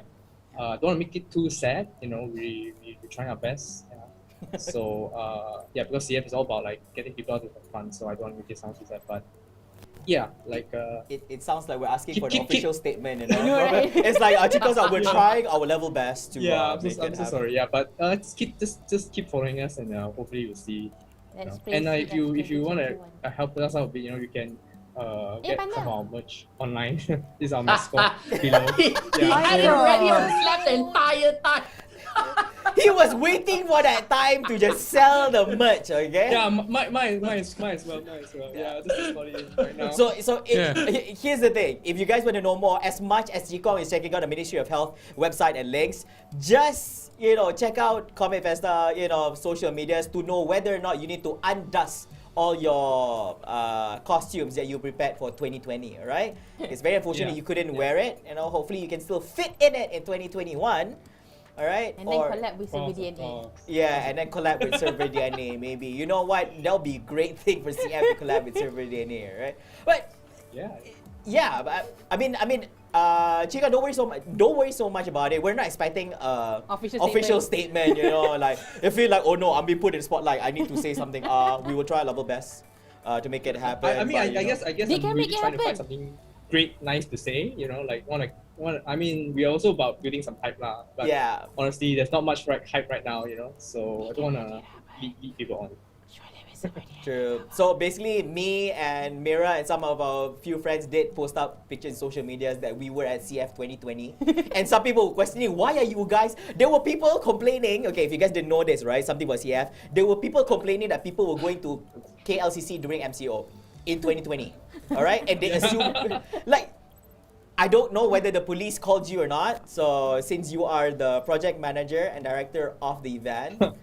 Hopefully no lah. No, there were people who report to the police that a lot of cosplayers were going to KLCC, even though there was nobody there at KLCC. Okay, they didn't understand the joke. Next level trolling. Yeah, okay. people didn't understand the joke that CF did not happen, but we were just pretending like we're there. Yeah. No, I think some people were really quite angry at us. Like, what? Why are you having CF? And but we have good. We have also very very woke people that say that, bro, it's not happening, bro, just chill. To me, it's fun. Yeah, it's a meme, right? Yeah. Okay. I think that's also show like how seriously people take our events. So it's a good thing as well. So I understand that the event is important, and I want to. Okay lah, I'm not gonna call them pembaris people also, because if I didn't know this, I would have thought a lot of people were raiding KLCC, okay, and for a cosplay Flava, competition. don't be pembaris. No, but here's the thing. Okay, I guys, know that it hashtag is. Flava pembaris. Wait, I know what's going on, but assuming that I didn't know the ACG community, I didn't know what in the world that people are posting and all about. Yeah, probably I would assume people were raiding KLCC for a cosplay event. So. Yeah, but just want to say thank you so much for the statement right there. I mean, we wish all the best. Everybody wants to see CF happen again, and hopefully collaboration with serverDNA. Yeah. Hashtag. Hashtag Flava pembaris. Don't! Quick question. Rupen is planning already, I think. I don't want to give the bad impression to R.F.B that thinking that Flava is actually pembaris. No, that's not true. Okay. I'm not being defensive. That's the truth. Okay. Alright. Thank you so much, Chico, for this. Now for our next one, I just want to ask. Now, this is for R.F.B. Just a quick one. What are your opinions about those stans who are super obsessed about certain artists or content creators or famous people? Allah, hashtag. Okay, tak nak hashtag. Tak nak. Nanti kena trigger. Cok bukan gamer. Tak nak. Oh, okay. Okay. What stands? Yeah. What are stands? How do we describe stans? These are where you are standing on BTS, morally. Like huge fans? Yeah, super huge fans. not just huge Obsessed fans. Okay. Yeah, you would call it we don't call it huge fan. overzealous or obsessive fan. Crazy. I think the term stand came from Eminem's video also. Eminem, the video that Stan, his name is Stan. So actually, I think that meme came from there. Like a really extreme fan that even locked up his pregnant wife in a car and crashed. Yeah, and some people also say Stan is a combination of stalker and fan, so that's why. Stans. Stands are not like Sims, are they?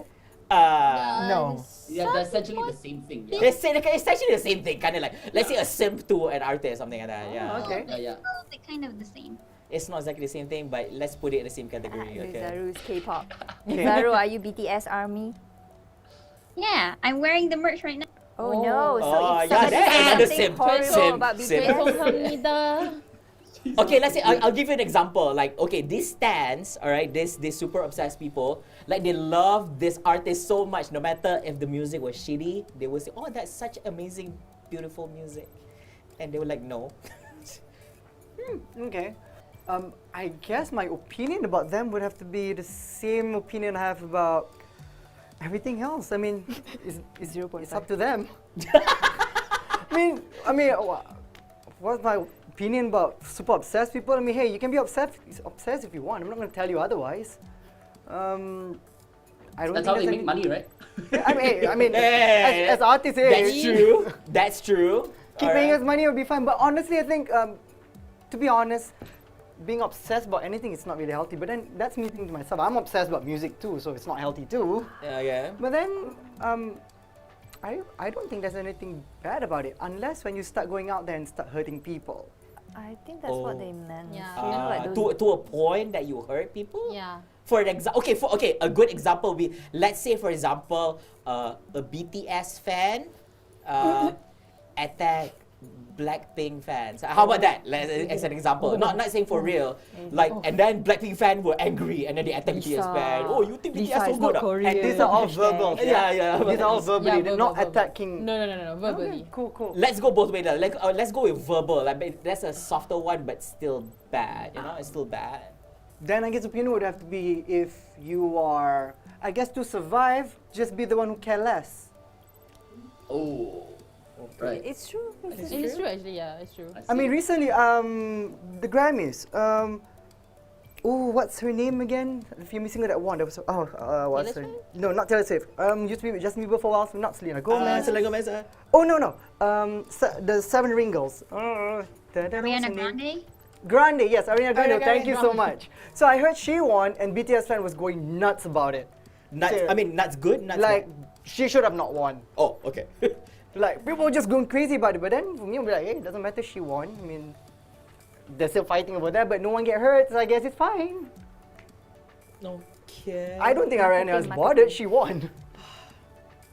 I mean, there's a lot of things, right? Even when Taylor Swift won, and then Kanye West, like there was a lot of things, a lot of incidents going on right here. Okay, And but Taylor ended up making more songs after that, talking about Kanye. So like, she still won. yeah, still won, and people are just salty about that's. Dude, salt is just salt. If you can withstand the taste, you'll be fine. Like Jackson. Well, I bet Jason has gone through a lot of that just to get to that phase where, you know what, nothing can hurt him. It's titanium. Okay, it's titanium. Yeah. you I are am right. Oh my titanium. god. There's a reason why none of us are That in, wasn't great? you know, Alright, America's sorry Got about that. Talent or Let's anything. continue on. That was so cringe. Don't clip it. Can I say something about the Grammys? Yes. Oh, okay. Did I touch the wrong topic there? Oh my god! Wait, we're not starting a fight. Okay, okay, sure, why not? Zaru, say it. Sorry. Yes, madam, go I'm ahead. not sure. I'm not really into the whole stan thing so much because I usually focus more on the artist than like the fandom itself. So about the Grammys, I know we were mad, but we were mad at the Grammys. We were mad at Ariana Grande because most BTS fans are actually also Ariana Grande fans. So we were mad because we feel like Grammy is using BTS.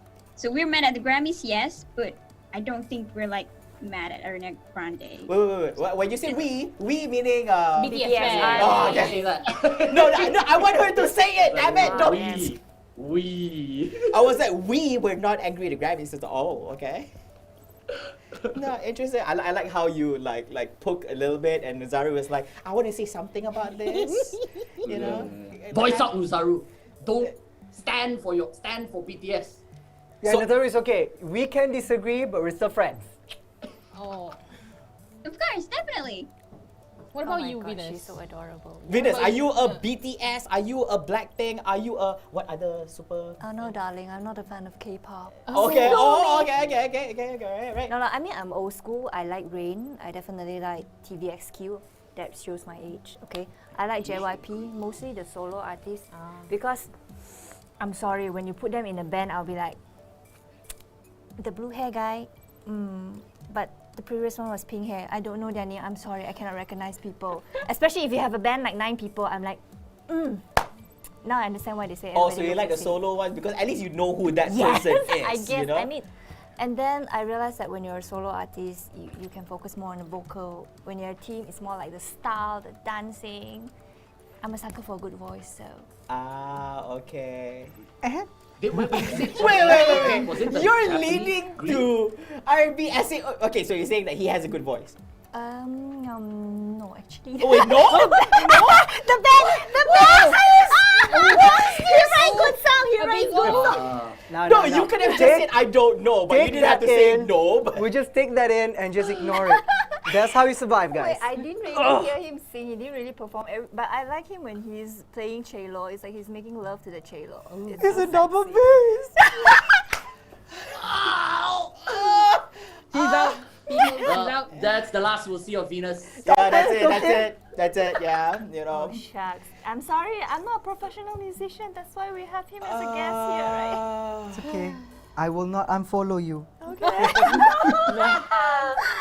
Practice love, not hate, guys. Oh, Yeah, you can unlike but still follow. You know, nobody ever knows what. No, here's the thing. We look at Allan and we're like, Allan is like the kind of guy who uses social media for business purposes, like 99% of his life. And I believe him, all right? But you must be standing for something, all right? You must be a stand for something. Like, you must go crazy over, like, who do you like? Are you a Blackpink fan? Okay, here's the thing. Are you a Blackpink fan? Yes or no? I just know that Blackpink is an all-girl group and BTS is an all-guy group. Oh, come on! You know what? PR answer. PR answer! No, okay. This is a real answer. Honest answer. When I first heard BTS, I thought it was an all-girl group. When I first heard, yeah. But just to share a bit my experience in South Korea, I was there for esports. I went to a League of Legends event and I spoke to the local Koreans. Some of the super fans, right? They want to buy like an apartment or a fancy car for the players, you know, for the esports players. I'm like, what? That level already. Oh. They want to buy apartment. They want to throw everything. Every day they get roses, love letters. Yeah, I mean. Dozens, right? And of course, the players, the professional players over there, they cannot accept it because it's their contract, right? They cannot accept all these Cannot accept gifts and stuff. Apartments or cars. I think roses or that okay lah. Wow, trust me, if it was a Malaysian, like, we would like to buy you an apartment. Okay. What makes you think it's okay? Oh, man. Wait, can I get it? That's why we don't have that here. Nuzaru, have you ever gotten such offers? Like, hey, Nuzaru, I'm a big fan of yours. Can I buy you a I know, car? but she offers someone. Or did you offer BTS to buy them an apartment or a house or something? I don't know. I'm not rich enough to do that. But you would. If you Okay, had if you were rich enough, would you? They will not accept that, so that's why, like, That's why you buy the merchandise, right? To support them, right? no, we Not usually even. do like, how do you say, charity work, because we can't channel that to BTS. So what we do is that we do charity work, but in the name of BTS. Whoa! Oh! I didn't hear about this. Let me Google that. Okay. Kidding. Island something Wait, new? is this some social media stuff we don't know about? How do you do charity work for BTS? I would love to know about this. Nuzaru, feel free to indulge us on this. So we have like, fandom community, right? We have the Malaysians one, the Philippine ones, and BTS is worldwide. So because BTS have like the contract, they cannot accept gifts directly from the fans. We can't do that. They really don't accept anything. So what we do is anything that we get or like we have, we would do it for charity, and we would say like we do it in BTS name. So if we like donate something, we would say this is under BTS Army, something like that. So it's not a BTS sanctioned thing. This is just like what the BTS Volunteer army work. does on its own. Is that right? That's amazing. That's amazing. Damn. Yeah. Yeah. Yet we but- still get hate, so it's okay. So you got any armies, guys? EVOS army got? Oh yeah, in Indonesia. Okay. Malaysia's I, coming for up. me, I have my guardian. Okay, I got Like, Guardians. Guardian. But anyways, Nuzaru, since we're talking on that point, is I just want to ask, as an app developer in virtual reality and actual reality, right? How do you balance between creative work and social medias? I suppose just the working hour works just fine. So yeah, I just follow the working hours, then I work, and then afterwards I do all the other stuff. She's so innocent. Yeah. Have you ever been a BTS army mode during work? Sometimes because my coworker is also a BTS army. Oh, Jumpa kawan. I can imagine this office is like, guys. Yeah. She didn't choose BTS Army. BTS Army chose her. I can imagine the job Exactly. application will be like, are you a BTS army, yes or no, down there. It's going to decide whether or not you're going to be accepted into that company. Oh Yeah, my like- god. Can you name all the members of BTS army? You couldn't identify one, you miss one, you cannot get a job there. Itu tu macam nak masuk club je. Yeah, I don't know.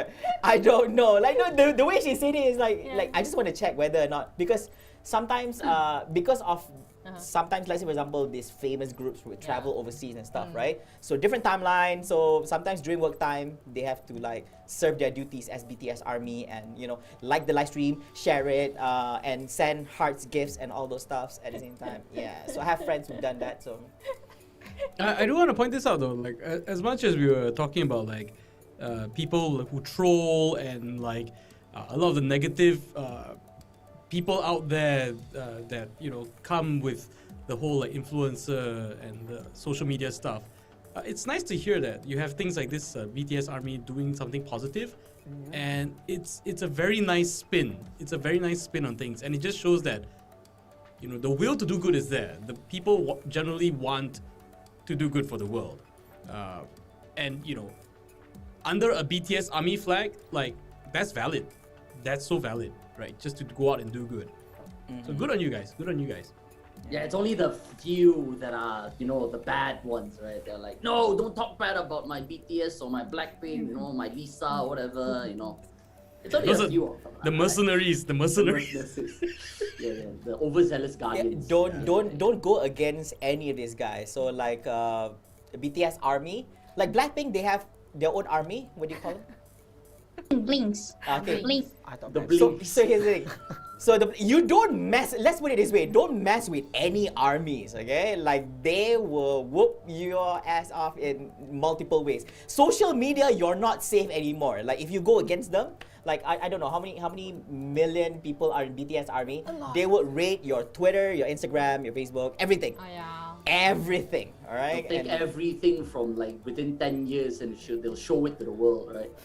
Yeah, I would assume they would have a group where they will put like a wanted poster. This specific social media, attack him right now or her right now. I mean, and all this. I would not be surprised because I think they do that. some influencers actually do that. If they're not happy with other influencers about what is, is going against what they're saying or something, right? They'll just like, oh, look at this person. They'll just like take a screenshot and post it, and then everyone just like literally go on full go ham mode and attack that person. Yeah. All right. So, anyways, it does happen in a realm. I feel sometimes some of it is relatively fair game, like especially in the case of like politicians and influencers of sometimes certain scales.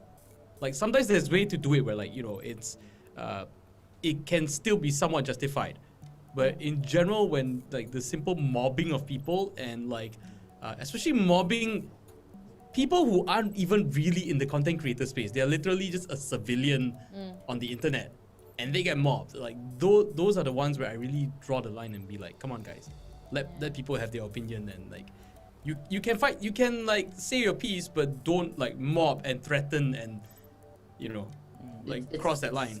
It's Twitter cancel culture that is basically what exactly. he's talking about here, guys. It's a terrible thing. It happens everywhere.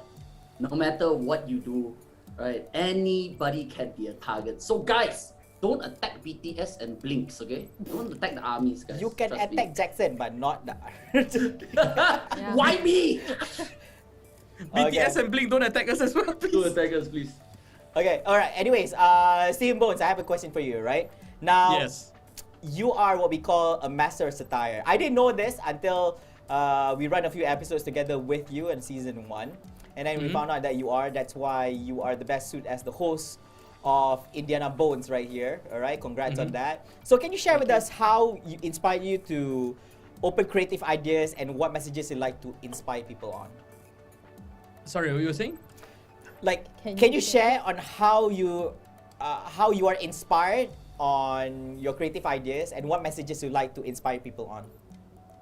Okay, like a lot of it really started from just pure silliness about wanting to localize like things like the Lion King and like Mary Poppins and all this kind of stuff. And for some reason, a lot of it was food because I love food. I stand for food. I simp for food, whatever it goes. I shouldn't be saying that, but either way. A food army, okay? Army, foodies. Yeah, but it started getting, for me, it started with a lot of just trying to voice out like the Malaysian perspective on things, right? What we Malaysians are always fixated on. So when it was at first about like food and like our culture or like the things we say, like that was all very nice and fun for me and people identified with it. But then, you know, things in our country, like especially the political scene, got extremely heated. And then I started putting out content a little bit based on that. Some went viral as well. And I always try to set it up so that, you know, I'm just pointing out stuff rather than constantly taking a stand and just bashing people, right? But even then, I would get the ugly side of things. And it just started to get on this rotation of, you know, I started feeling like my source material was not coming from a very positive place.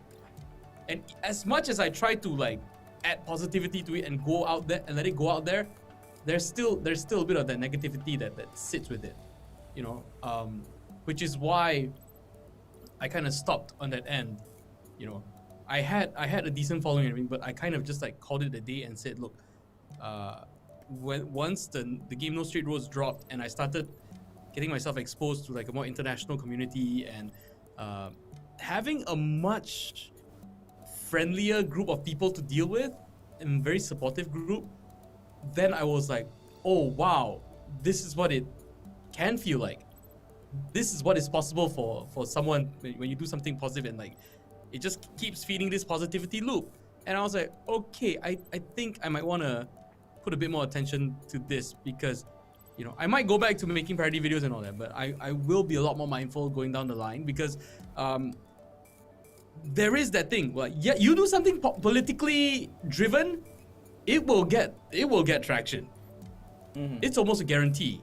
The moment a politician says something not so smart, if you go after it, you will probably be guaranteed a certain amount of viewership because it is the hot topic. Like it or not, politicians are influencers as well. They are all probably the ultimate influencers. That's why we all feel like it's fair game to go after them, and that's why it's fun to go after them. But for me, at a certain level deep within me, I felt like I was kind of feeding the mob mentality. So that was when I was like, you know what? There are other people who can do this. There are other people who are good at this. Somehow on a subconscious level, this doesn't completely sit well with me. So I would rather opt out, you know, and put my energy on something else. Yeah, that's where I'm going. A lot of people would call it a very dumb move career-wise, but in terms of my soul, I felt it started to feel a little bit better. Yeah, so I would say to anybody, like, if you're considering a career in content creation, think about what you want to do. You know, there are ways to do things that instantly generate heat, generate traffic, set your post on fire and all that. And there are also ways to look for content where you don't have to do that, and still you can find a sustainable formula for yourself to as a content creator. But you know, you do you. If you don't mind going after people and you have a clean conscience about it, especially with like political figures and all that, go for it, because we need that balance. as much as I complain about things, sometimes we need that balance on the internet where like you have the good, the bad, and the ugly, and it all just needs to mish and mash. I felt like we should hold hands together. That was like such. Stand on a visual right now. Like I can envision a brighter future just from listening to it. Yeah. So to enjoy a bright future, head on over to my Twitch streams. Wait. There you go. The first sound, the second sound of the night. Just because, wait. Just because. Social media. Just because CF threw merchandise out does not mean you can throw it. Now everybody wants to throw something else. In the meantime, you guys want to know more. It's my turn. Yeah, I think that's a great sharing right there, and you know now it justifies why Stephen Bones is chosen as the voice of Agent Ali, the movie. So yeah, if you guys didn't know this, he's actually the voice of Agent Ali. Apparently, The English one. So The apparently, English one in the movie. That's it. they couldn't find a Malay guy who could actually sound Malay enough in English. So they found him to replace. Guys, I present to you Agent Ali. Wow. English Agent Ali. Agent Ali. I In was English. also Kuma in the Bola Kampung movie, and that was like They when couldn't casted find me, I an was like, Indian kid to represent Kuma. So I hence, was like, you're getting the Chinese guy to voice the Indian boy speaking Malay. Satu Like, Malaysia. you know what you're doing, right? you are Satu Malaysia. Muhibah, man. Yeah, Muhibah. Can you give an example? Wait. Okay, here's the thing. I don't want to hear you do Agent Ali. Can you do voice impression of Kuma? Nama saya Kumar Lignor. Saya pakar bidang dalam sains. I know that voice. Wait. I don't know whether that was a compliment or an insult to the Indians. Okay, the Indians literally, we don't sound like that. Like, For the views. What the hell is going on? like, has there ever been an Indian who comes up to you like, we don't sound like that? Okay. But that's the thing. I've never. It was never done to insult or anything. It was zero intention. I get it. Yeah. Yeah. And, you know, and when you put it on the character, it works, and that's really it. You know, when it came to the final content, and the context of everything, it worked. Nobody was guessing like, hey, this Kuma. So just you guys know, if you guys watch a lot of animation, cartoons, movies, series, like if you think that character is a Malay boy behind a Malay voice, it's not. Basically, Stephen Bones is not just Agent Ali, he's also Kumar. Okay, so so we're losing all our jobs. See, R.F.B is taking already 2-3 position job of himself. It's cheaper. Now basically, Stephen Bones is doing all voice lines for all Malaysians. He can do even the Sabahan, Sarawakian. He can do Logat Kelantan, Penang, Philippines. He can do all that. So basically, we lost a lot of job opportunities. Thank you, Stephen Bones. Yeah, we didn't wait for I gotta foreigners survive to do somehow, our bro. jobs. How do you think I'm streaming on Twitch, bro? All right. Anyways, guys, I think we've had a long discussion itself. Now we're on to our final segment right after this itself. Now don't go away. We'll be right back after this commercial break. Stay tuned.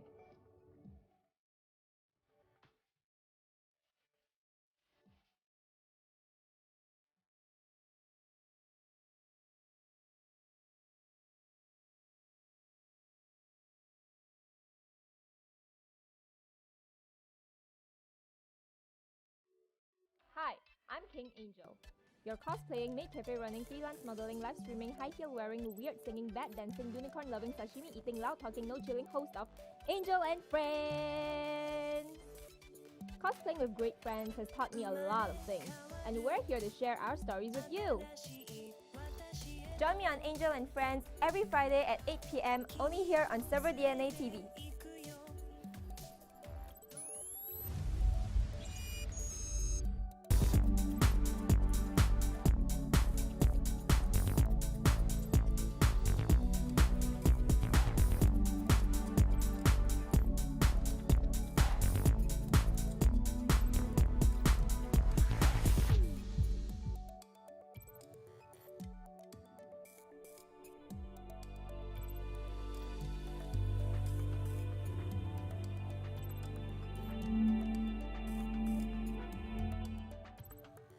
Everyone gets to make choices.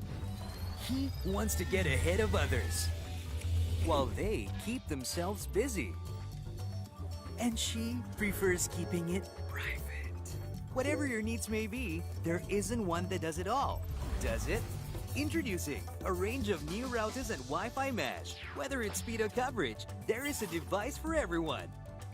This is broadband done right. Get better choices with Time Fiber Home Broadband. Welcome back to yet another show of serverDNA Live with Flava, with yours truly, Muhammad Farouk. Guys, and call me Flava, and I'll be MC and the host. Less green. Oh, I'm so sorry. You're like blending in with the background. Every day, just have a good time, clap. Party Rock is in the house tonight.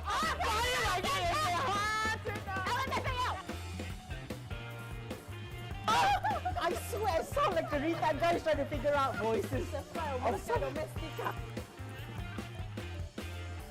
Baca komen sambil memandu accident. Accident. So salahnya salah dia ke ataupun salah dia? Anatagas? Anatagas, goodness. Thank you. Join me on serverDNA Live with Flava every Wednesday at 8 p.m. right here at serverDNA TV.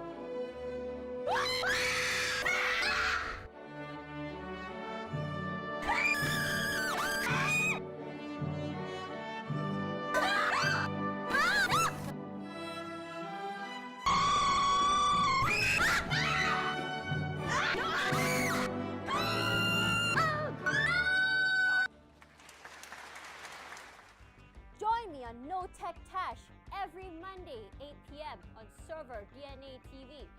Be there or be square.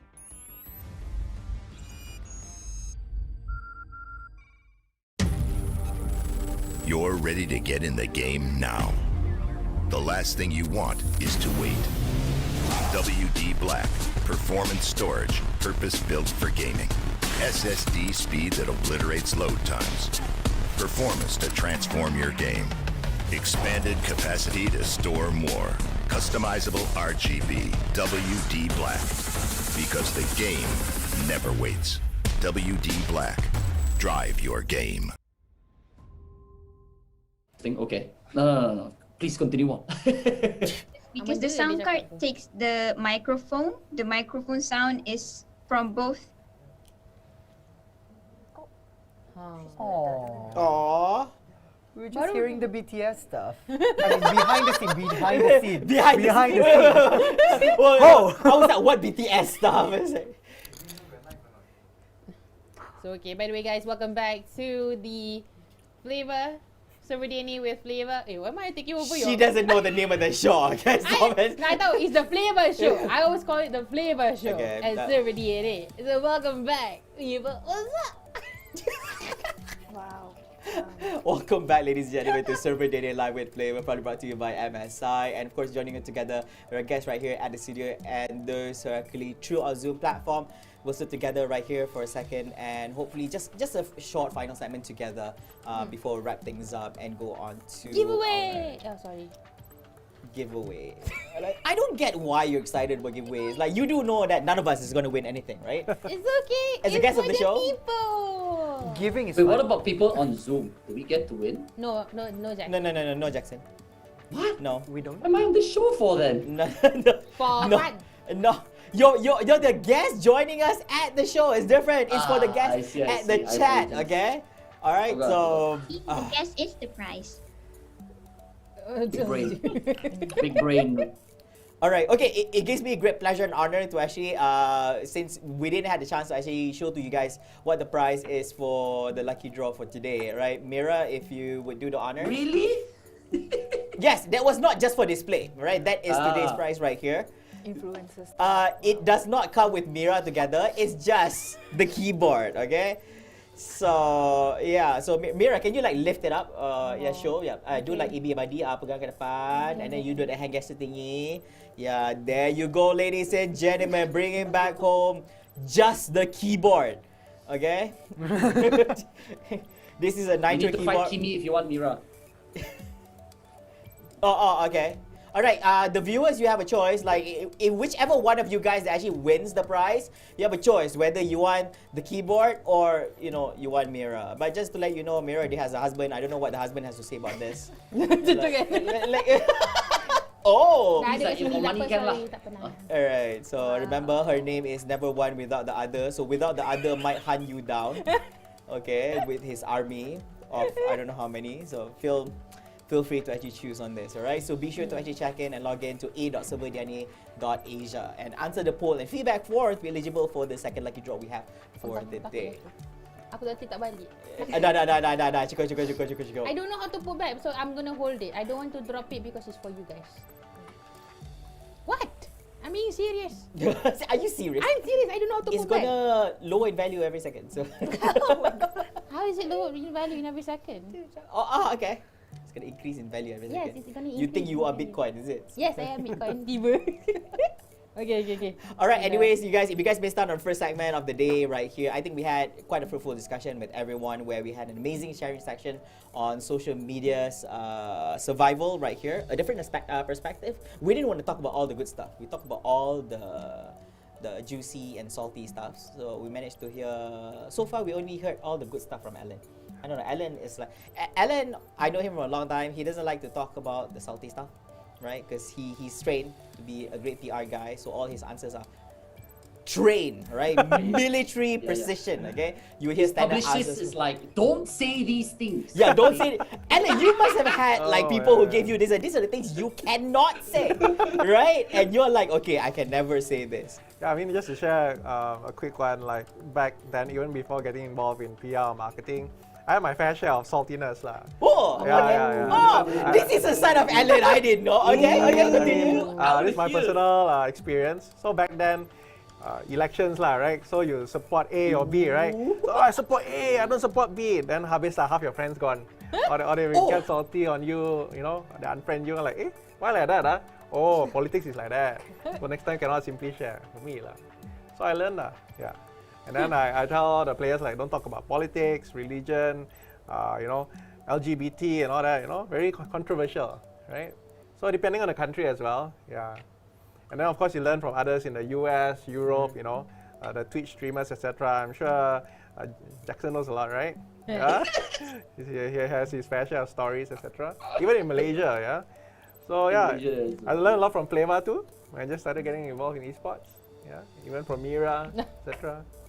Yeah, I think like for esports, I think it's a little bit different. I mean, there's a lot of angles and things to talk about, but if it comes to like if there was no restriction and if it was freedom of speech where I would not be implicated by anything, like nothing would happen to me, I would love to say about a lot of stuff. But then we have to be careful about what we say on social media. Present ourselves well. We need to say things like So hence that's how Allan was born. Like this is Allan after the whole saltiness. Like all the salt gone. Oh, I wish I knew him like before that. Oh no. So we get to know the real Allan Phang. So you vote for A or B now? I deleted all those posts already. 10 years ago posts, Smart. delete. Yeah, Okay. you raise all the... Okay, Erase what the- about erase the outside of evidence. social media? You can have opinion, right? You can have opinion. Or to the point that outside of social media, you also like I program. guess that's a good question, Venus. I guess we got to be careful nowadays. That there's an incident. This automobile company, this staff was condemning a certain situation in the country, and she got fired by the company, right? Well, I don't want to say the automobile's name, but yeah, that kind of things happen nowadays. The cancel culture, etc. So you got to be careful.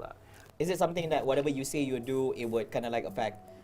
Even you say if you don't represent the brand or the company you're working for, but then somehow the brand gets pressured. You know, the mob mentality, like what Jackson shared. Yeah. Right, Flava? Yeah, that's crazy. Actually, right, Flava. No. Actually, that's very true. You just have to be careful about the things you say or do. It will implicate because people will refer back like, oh, you are a staff to this particular company, or you know. Venus asked a good question: how to release attention? I guess in the mamak lah. Even on WhatsApp, you got to be careful. People screenshot here and there. Yeah. On the mama? I mean, you want to talk about certain sensitive stuff, you go to the mamak lah. Oh, okay. For example, right? I compare to my cats. Okay, there you go. Hey, who said, dude, mama is not the same question. You made it sound like people cannot record your conversations and stuff. Maybe. Yeah, just to be on the safe side. Okay, but anyways, I just have one final question right here, just for Mira Idros right here. Now, Mira, you are a community leader. You've been serving as a community leader for quite a number of years, and right now you serve as a community manager for ESL, Malaysia, right? Yes. Let's say Malaysia. So social media is your tool for communications, and how do you balance one-on-one meet as compared to using social media as a mass communication tool? Well, mainly like for currently what I'm doing right now in ESL is mainly like to engage with the community. So whatever I'm doing is always I would not really say mass, like really big ones, like more towards like it's level of community level, like where I actually approach them, you know, a bit more personal in my opinion when I'm like doing things and stuff, when I approach players or content creators and things like that. How I balance it is mainly if it's working hours, I'll be doing the work. But if it's off hours, if I reply lambat, I am so sorry. You know, that kind of thing. Yeah, because I would say it actually has taken a toll on me. Because like back in the days when I like started, you know, actively in esports back in 2015, I was like this girl yang, this is my opinion, kau jangan sibuk kacau aku. You know, that kind of thing. Okay. That was me. Because, you know, basically, if those of you who are like in the League of Legends community, right? I was very vocal. I was among the girls who are very vocal in the community group. I was like, you know, if people would touch batch, I'll be like, kau kenapa kau cakap macam ni? Apa masalah kau? Macam gaduh dengan dia orang kan. I even gaduh dengan admin. Venus, sabar. Venus. But yeah, I was actually quite vocal, you know, back then. And I was like, always like constantly, you know, wanting to fight for like a better community, a better place for everyone to be in, you know, like, you know, try to fight all this toxicity and whatever not and stuff like that. So when I actually got into work with doing all these things, I kind of have to have like shift myself, like, okay, if I nak kerja, I have to be like very professional. And then I also noticed that if I were to bring out afterward, I still need to be professional, no matter what. Because at the end of the day, whatever I'm gonna like say or do or show to the community, it will actually like not just affect me, it affects the company, and you know the community itself will not be happy about it lah. So at the end of the day, macam kalau I nak kata balance in work dengan my private life, for now, I just like work. Habis pada tu, I was just like hands off. Yeah. But back in the days, you'll be seeing me almost everywhere. Mira. It's like, apa Mira ni? Apa masalah dia? You know, that kind of thing. So, I mean... Was this before Never One, before the other? Before Never One, without the other lah. Oh, okay. Yeah. So after the vocal... marriage slows us down. No, marriage did not slow me down, bro. Marriage did not slow me down, Jackson. No. No. Sorry. What, do we have a key ring or something? Like, why'd you have to say that while holding the marriage ring? No. This will not bind me down. This is nothing. Okay, no. No, I mean, it's not nothing lah. Okay. But, you know, just that, macam, for me, since back in the days until now, I always fight for a better community. Like, no matter what lah, tak kisahlah macam, wherever game you're in, I always want to have a healthy community where people will be happy to be in there. You know, same goes to like, you know, my followers and things like that. Like, I think one thing that one of my previous jobs, they actually groomed me into become this sister, kakak, to all these people in the community, which I actually feel, I mean, it really suited me because I really care for them. You know, whatever I do, I try to like do the best for the community, and you know, try to give as much as possible to community without like, you know, mengacau company ke and things like that, semua macam tu kan. But you know, at the end of the day, kena belajar give and take juga lah, that kind of thing. Yes. That's how I balance lah. Balance tu, you need to know the yes and the no's, and try to work around it. Yeah. Wise words. Wise words. Yeah. All right. So, guys, I think that was a great sharing session with everyone right here. I personally just want to say thank you so much to everyone joining in, not just you guys here, but also together with our guests who's currently back at home as well for having this great, amazing sharing session. One last question though. We do have one more question right here. This is from Rosrax. As an influencer, streamer, someone. Someone famous. It was like influencer, streamer / someone famous approach to advise your fellow influencers / streamers friends who's clearly doing something wrong, being racist, etc. Like, will you call them publicly? Ooh. Sauce. Like let's say for example somebody was doing some talk or do some bad stuff to you, like being racist or call you out for bad stuff, spread rumors and that shit. Would you call them out publicly? If it's my friend, I will approach them privately. If it's not my friend, usually I don't care. I used to do that a lot. Like, I think we used to be young and hot-blooded. Whenever they post something not nice against my better judgment, I have to comment once or twice. You know, that kind of things. And then you realize that people just keep fighting back, and then you buat sendiri tak suka, the whole day you feel like shit. So right now I don't do that anymore. If you're someone I genuinely care, then I'll tell you, hey, whatever you post today is like shit. Can you please like reflect on yourself? If it's someone that I don't care about, I don't care. But like Stephen Bones did mention earlier, actually I kind of grow tired of Facebook as well, but I need it as my platform for business and also streaming. Because sometimes you see a lot of negative stuff. So what I do is I actually unfollow a lot of people. I used to have like 4,999 friends, left that one more special space, I don't know for what. Now I only have 1K friends because I reduced it to really people that I really care about. I'm surprised you even took time to delete. I do. Because for my sanity, I have to do that.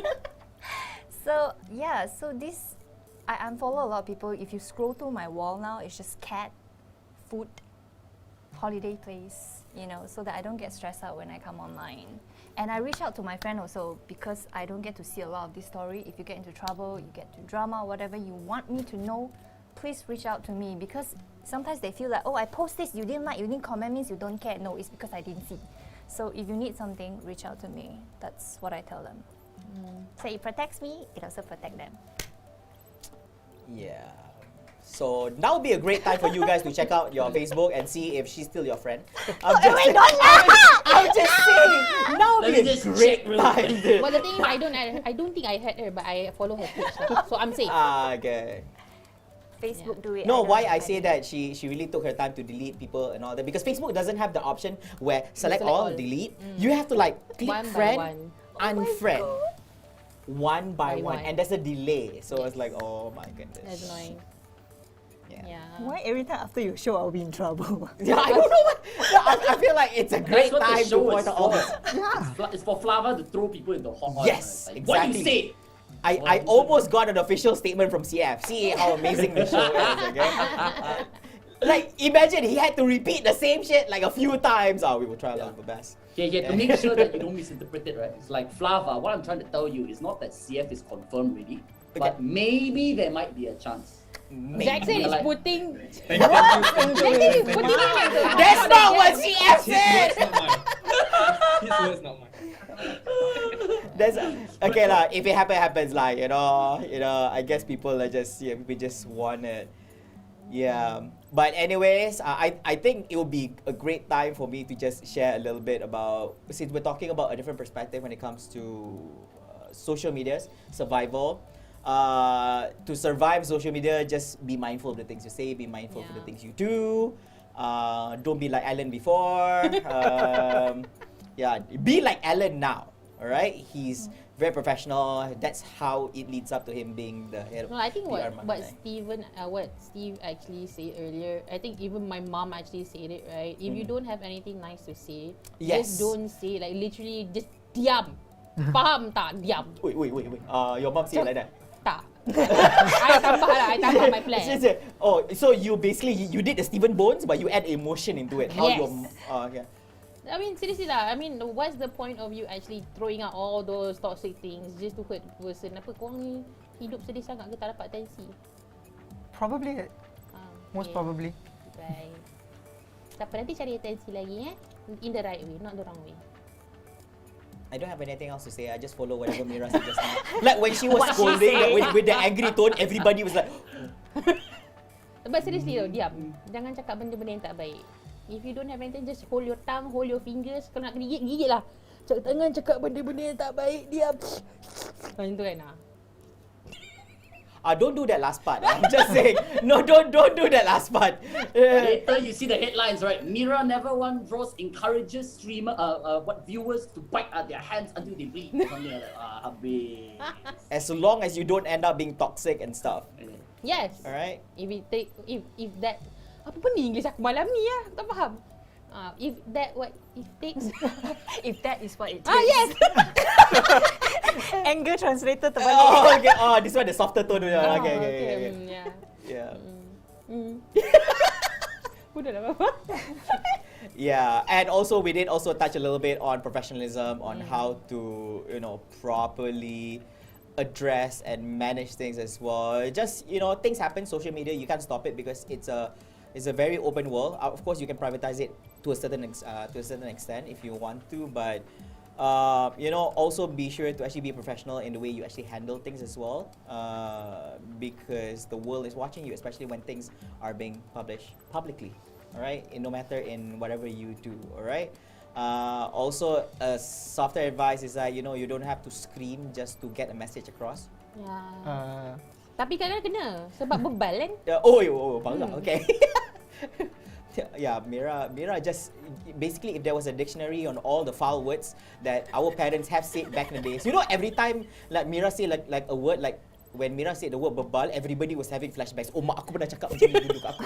Oh, dia panggil aku bebal tu, sakit. Okay, yeah. So yeah, sometimes you have to, like we wouldn't know, but I feel bad without the other.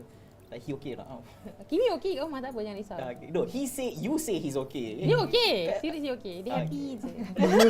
Oh gosh. You don't get to say whether he's happy. We would like to invite him to the show one day and tell him, hey, you okay or not, bro? She said you okay, but we don't trust her. Tolong komen sekarang. No, that sounds like you're forcing him to give an answer. It's like you gave him a transcript on what to respond. Kalau orang cakap kau okey ke tak, kau cakap kau okey, okay? Tak apa, banyak follower ada kat situ, semua support kan, kan? Okay. Alright, okay guys. Now we're gonna take another short break. Right after this up, it's going to be the giveaway segment. Sabar, janganlah break. Aku nak bagi keyboard. Tak nak bagi? Bagi terus. Bagi terus. Now? Yeah. Oh, okay. Alright, then we'll just go on. Giveaway.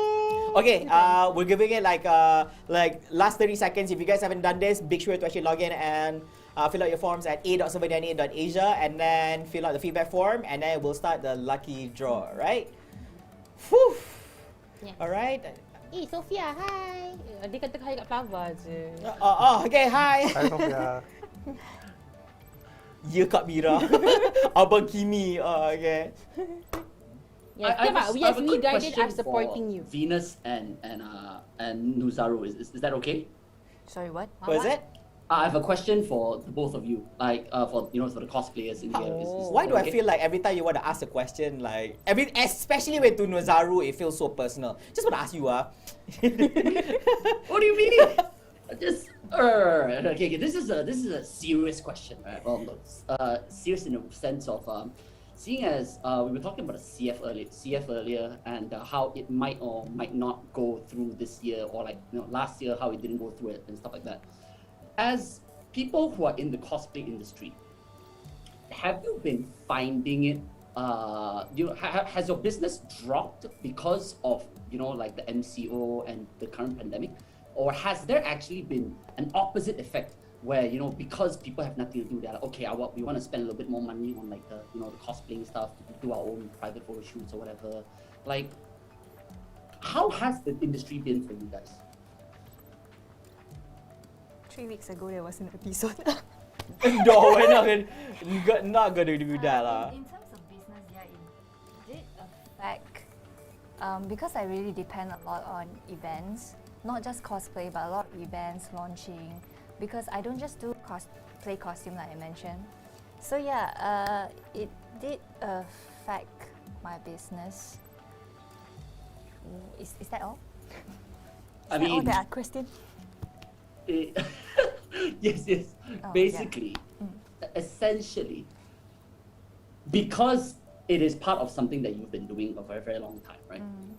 Like, has there been a hit? Like, has there been a very significant decrease in your traffic in terms of like for your business itself as well? Yeah. Yes. Okay. All right. What about you, Nuzaru? I actually just started like streaming, doing cosplay streaming. Nuzaru, cut off. You're cutting off.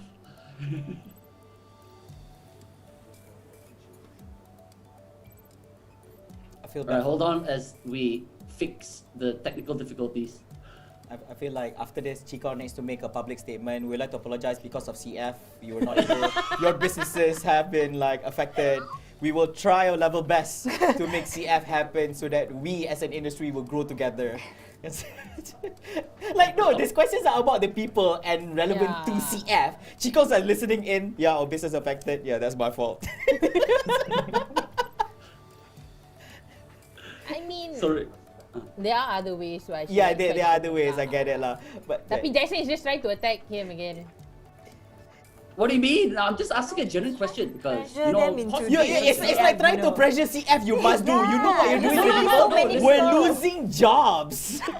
Okay, it's because like how cosplayers are generally very, very public people. Like they go out and they meet people and stuff like that, especially in events like these.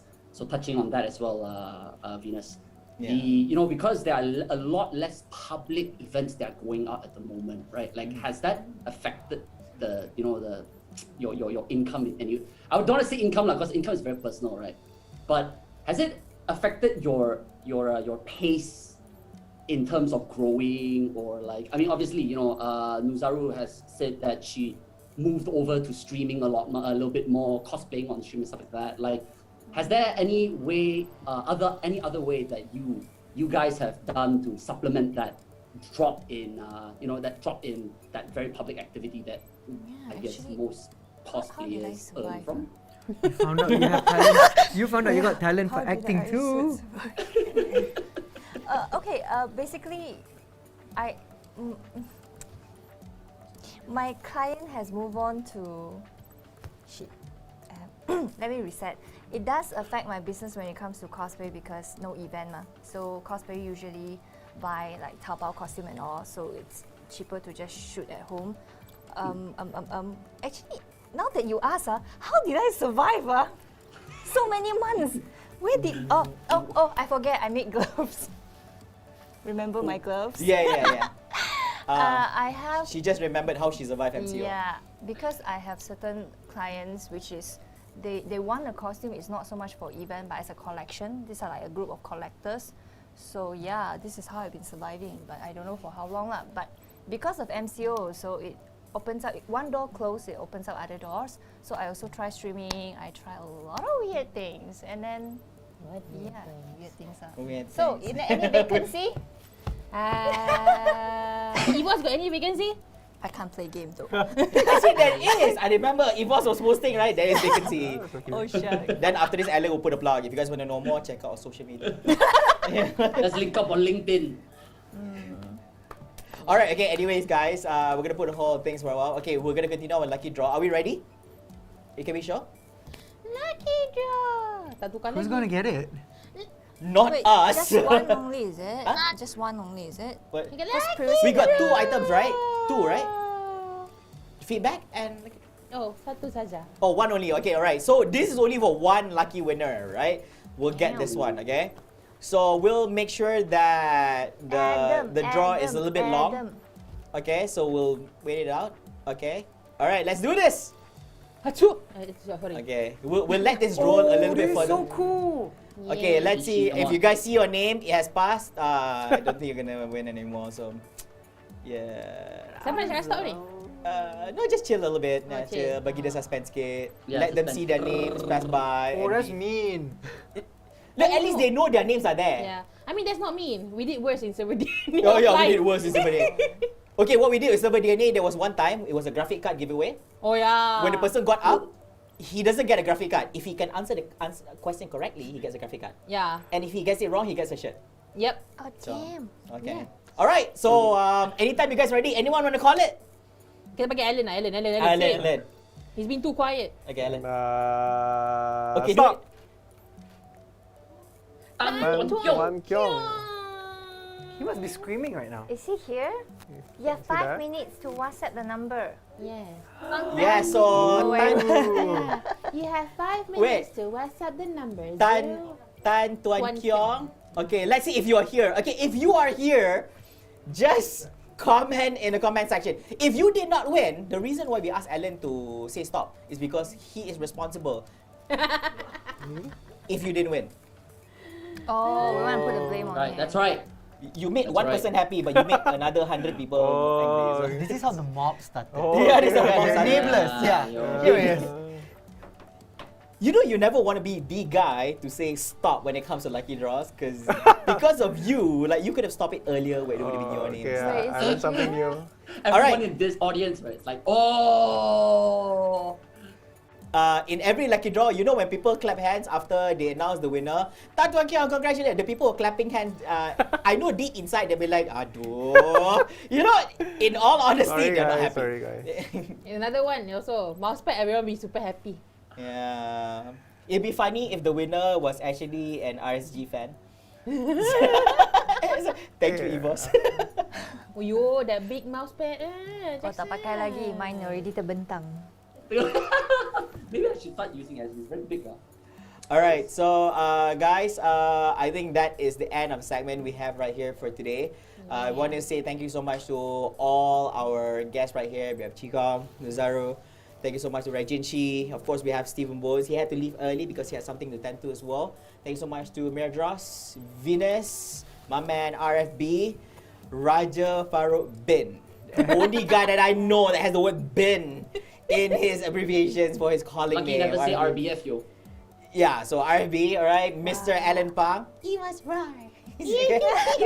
Like, I swear the branding will be like, oh, did you tell people this is how you do it? It's supposed to be, how do you do Eva's Roar?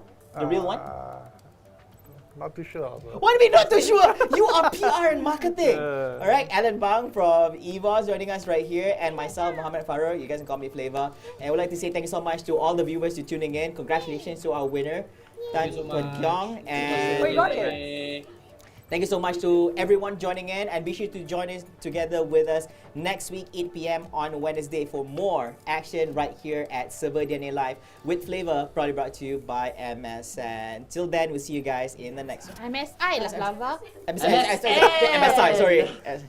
MSI. We'll see you guys in the next one. Yeah, and also shout out all the best. Wait, sempat lagi. Good luck in SPM, guys. Good luck. Oh, Good luck in yeah, SPM. SPM. Good luck. Good luck, SPM. Yeah, SPM. Yes, yes. Gambate. What was it? What's it? Oh, Plug social social. media. Plug social. Oh, okay, plug socials. Okay, you guys get plug your socials. Okay, Allan. Follow social? Evos at Facebook, YouTube, Instagram, TikTok. Follow us on Evos. Thank you. Okay, I was expecting more. Okay, knowing you. And also LinkedIn. LinkedIn. Okay, all right. Okay, R.F.B, any social medias you want to plug in? You can follow our daily fun music experience stuff at R.F.B X Project, and also We Are Fast. I promise it'll be fun. Where is it on Facebook? Oh yes, ma'am. It is. Do we have to sing if we go to your show, even though we're not supposed to? You can if you want to. Okay. You know how we survive. We don't force people. Oh, okay. Oh, feel it. Okay. All right, Venus. I guess you can follow my costuming / gaming / membawang session in my Facebook page, Venus. For photo content, it's just my Instagram, 20venus13, I think. But yeah, that's about it. Well, I thought it was OnlyFans. I do weird. Oh no! What am I going to sell? Which part? No. She said pictures and it's like. Oh no, Okay. My costume on mannequin. I didn't say anything else. I have TikTok too. Not active, but yeah. All right. Okay, Mira. So you guys can follow me on Facebook, YouTube, as well as Twitch, or you can also join my Discord server. You can either find me as Mira Never1Dros or Never1 or Mira DRS. But if you search Never1, my name will pop out. Or you search Mira DRS, my name will pop out. Okay. All right. Wow. I want 10% of your confidence. Okay, wait. I don't even know whether should we even ask Chikong to actually plug in. Would you like to plug in your socials? Not really, but you can follow us on Fiesta. Yeah. Well, I think everybody is like, yeah, we follow already. No need lah. Follow again. Follow again. Guys, just unfollow and follow. You know, just to make Chikong a little bit happy, seeing people like and follow. You know. Yeah, just make me happy. All right. Okay, Nuzaru. Oh, maybe. Sorry, just maybe a quick one. We might be posting something for April Fool's tomorrow. So yeah, maybe you can look out for that. Oh, got April Fool content, guys. Can't wait. CF is happening. April Fools. Okay, all right, Zaru. I'm not sure. TikTok. Do it.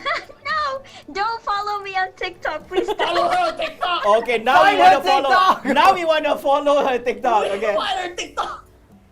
Good marketing skills. Good marketing skills. Don't follow me, and then everybody want to follow. Yep. I see. It's okay, but I'm being honest. Humble. Just follow me. I want to say thank you to Chikong for the CF because CF is like my first event ever. Okay, all right. I don't own CF. I just work here. But okay. But like you're a part of it. Yeah, appreciate it. Yeah. Okay. Magic. So yeah. Jackson perlu ke? Okay, Jackson. Okay, Jackson can lah. Okay, Jackson perlu ke? Okay, alright. Yeah, everybody. I have one more. Oh, kau sama. Subscribe to Caprice Rain on YouTube. Thank you. What is it? Can you spell it out? Yeah, spell it out first. Caprice Rain. CAPRIES space RYN. Caprice Rain. Caprice Rain. Okay, alright, somebody let's go type that out in the chat, okay? Thank Unless you are evil. Yeah, so, alright. Okay, Raijin Chee. Finally, the noisy guy. Yeah. Well, thank you very much, everybody, for joining in. You can follow me on Twitch via twitch.tv/RaijinShi. You can find me on Twitter as well by the name of RaijinShi, RAIJINSHI. Instagram, and also finally Discord as well. If you would like to Google my name a little bit, some salty things are going to come up that you might be interested in as well. So maybe go check that out. Like, how do I know this? I once shamelessly Googled myself. Alright, don't judge me, guys. Alright, so thanks. Back to the studio. Okay, Guys? alright. Guys, we have good news and bad news. Which one you guys want first? Good news. Best news? What do you mean best news? Well, good news or bad news first, okay? Alright, so, I wanted to give the good news and bad news, but then the admin already typed in the chat already. But here's the thing, alright? So apparently, the guy who actually won just now, the one that Allan said stop, okay, he did not claim the prize within the 5-minute time frame. So since the show has not ended yet, we have to do the lucky draw again. Now here's the thing. If the name comes out later, let's say whoever the person is, right? You need to text the phone number within the 5-minute time frame. If you don't, basically the prize will be given to somebody else. If it's not being featured in this show, it will be posted out in the next one. Alright, so if you guys are still here, yeah, so that's the good news right here, right? So if you guys are ready, let's do it. Alright, can we start the lucky draw? It's okay. We do it like normal. We let the name roll. Let them see their names there. Be sad. So the person earlier was already taken out, right? His name. Yeah, he didn't pick it up. So Yeah. I guess he didn't want Oh, it. So Caprice Rin. was it? Ah, she's there. Cabbage you- ring. Oh, okay. Takut. There she is. Tacut kan? Joy. Wasn't she the one who said don't follow? I didn't say. All right. Okay. Anytime ready. Okay. Let's say okay, Venus and Can I have the Kiwi one? Look, they look so cool. Venus. Yes, it If you please do the honors. Oh, it's heavy. You can so. say It's heavy. And stop. Chong Kiat. Dearest Sung Chong Kia, this could be yours. could be. Could be. We're We not are saying still this here. is yours. We're saying it could be yours. It's currently unclaimed under your name. If you don't want it, no, just be honest with us. If you don't want it, just tell us. You don't have to like wait until the 5-minute time frame. You can just text us and say we don't want You it. have Well, 5 oh, minutes oh, to oh, WhatsApp the number Send it stated to Rajin in the Chee. chat log. You can transfer the ownership to, you know, Transfer One of ownership. us. here. Ada One of transfer us. ownership. I'm just reading the chat. I don't think the person's here. I'm just Ah, like damn. Sila WhatsApp ke 016 683 nama saya tak ada dalam senarai. Ada sebenarnya. Ada. Ada. Jangan risau, ada. Ada, tak nampak je. Nama laju sangat. Macam mana nampak macam ni? Alright, okay. Now here's the thing. If the person doesn't claim it itself, we'll bring it to the next show itself. Hopefully, he or she PMs us on claiming this item. Alright? If you want to share this, we break it in half. No. You can have the number portion, okay? No, R.F.B. Keyboard doesn't work like that. You can just split it in half and have it work. Cantik. What did he teach you in music RGB. school? No, our keyboard in music school plays different thing. Oh yeah, keyboard. Keyboard. I was like, Guys, Flava pembaris lagi sekali. okay, I apologize. I thought, no, they have keyboards too in their studios, okay? Like keyboard to do their work. Sorry. Okay. Alright, Flava so pembaris guys. Itulah dia hashtag untuk hari ni. Hashtag Flava pembaris. Hashtag pembaris. Yep. Man, pembaris AF, bro. I know. Like, how did I mess this up with? Like, I usually call people pembaris and I messed up. But anyways, thank you so much, guys. That's all we have for you guys tonight. And we'll see you guys in the next one, on the next show at serverDNA Live with Flavor, probably brought to you by MSI. See you guys. Bye-bye. Bye-bye.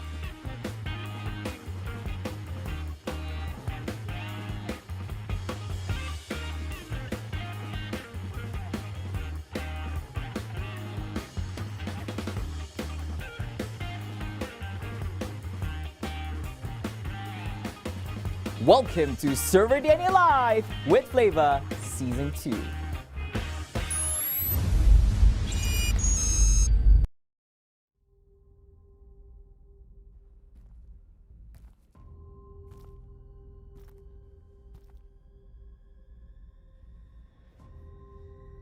Howdy, challengers. Now, this town needs a cleanse. Here's a mission for you. You are required to experience the horror and defeat the darkness. Join me every Tuesday at 8 p.m. on Indiana Bones and the Curse of the HorrorBox, only at serverDNA TV. Oh yeah.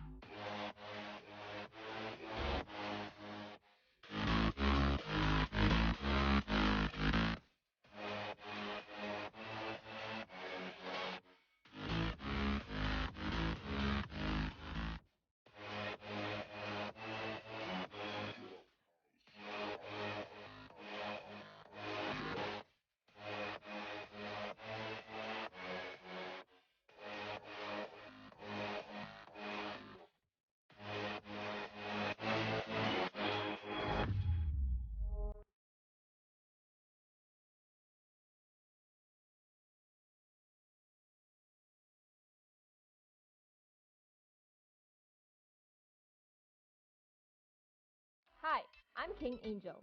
Your cosplaying, maid cafe running, freelance modeling, live streaming, high heel wearing, weird singing, bat dancing, unicorn loving, sashimi eating, loud talking, no chilling host of Angel and Friends. Cosplaying with great friends has taught me a lot of things, and we're here to share our stories with you. Join me on Angel and Friends every Friday at 8 p.m. only here on serverDNA TV.